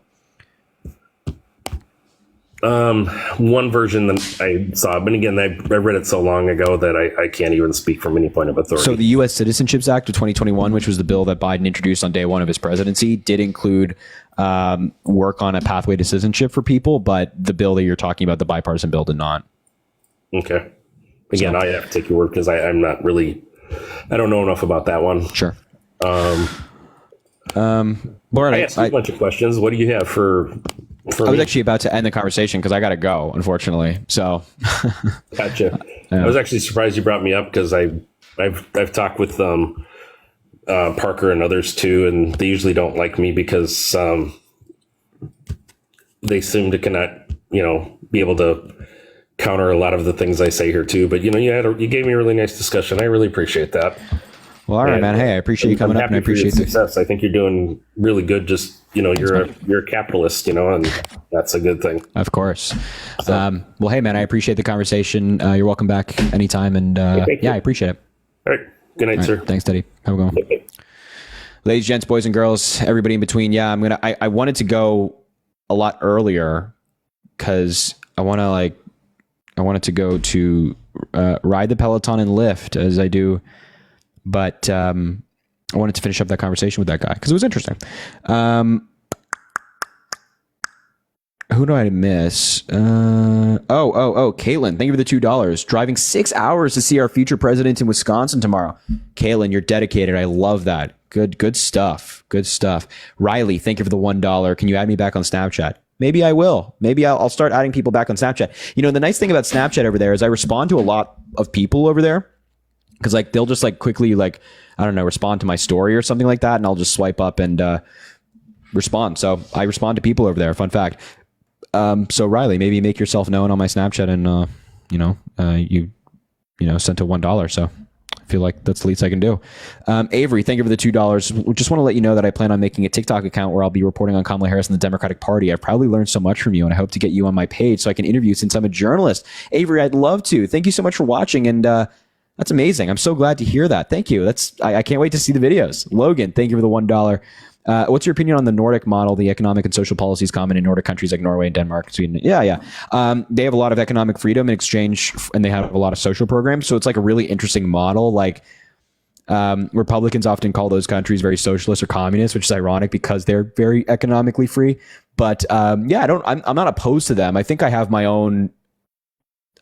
some disagreements with it generally, but generally not opposed. I know that's a very vague. I would go in depth more if we had more time, but I digress. Sarah, thank you for the $5 for all the times tonight where I heard a Trump supporter say, I get it. I like that, Sarah. I appreciate that. Thank you. That's incredibly kind. Anyway, ladies, gentlemen, boys and girls, everybody in between, I'm going to wrap up the live there. So listen, before I go, make sure to add me on Snapchat, follow me on Instagram, Twitter, and of course, subscribe on YouTube. All of those links are in my bio. Drop a follow here on TikTok if you haven't already. Raid all of these people. We have My Dude who's live. My Dude is one of my favorite debaters on TikTok. He's my_dude, my_DOODE. Great debater. Isaiah R. Martin is also live. Carbon is also live. Manda Rose is also live. Any of these people you see right here, My Dude, Isaiah, Carbon, Manda, let them know that we sent you. Fill their chat with Harry Raid, Harry Raid, Harry Raid, Harry Raid. Let them know. Their entire chat, I want it to be filled with Harry Raid, Harry Raid, Harry Raid. Just let them know. And tell them we care about them and tell them what we think, that we thank them for the good work they're doing. But aside from all of that, ladies, gents, boys, girls, have a great day tomorrow. It's a Thursday. If it's not already Thursday for you, have a great Thursday tomorrow. Enjoy your day. Sleep in if you can. Maybe your classes are later in the day. Maybe you don't have work tomorrow. Take care of yourselves. And if you do have class, if you do have work, power through. You got this. It's almost the weekend. It's almost the weekend, so stay put, stay strong. You got this. I believe in you. Take care of yourselves. Give yourself more credit. You're not giving yourself enough credit. You're doing amazing, and I hope you remember that. Some days it's easy to feel that you're not, but I know that you are. Just trust me. I know. Trust me. I'm part of the deep state. I can see. Anyway, all right, everybody. I appreciate you guys. Have a good rest of your night. We'll talk soon. All right? Bye, everybody.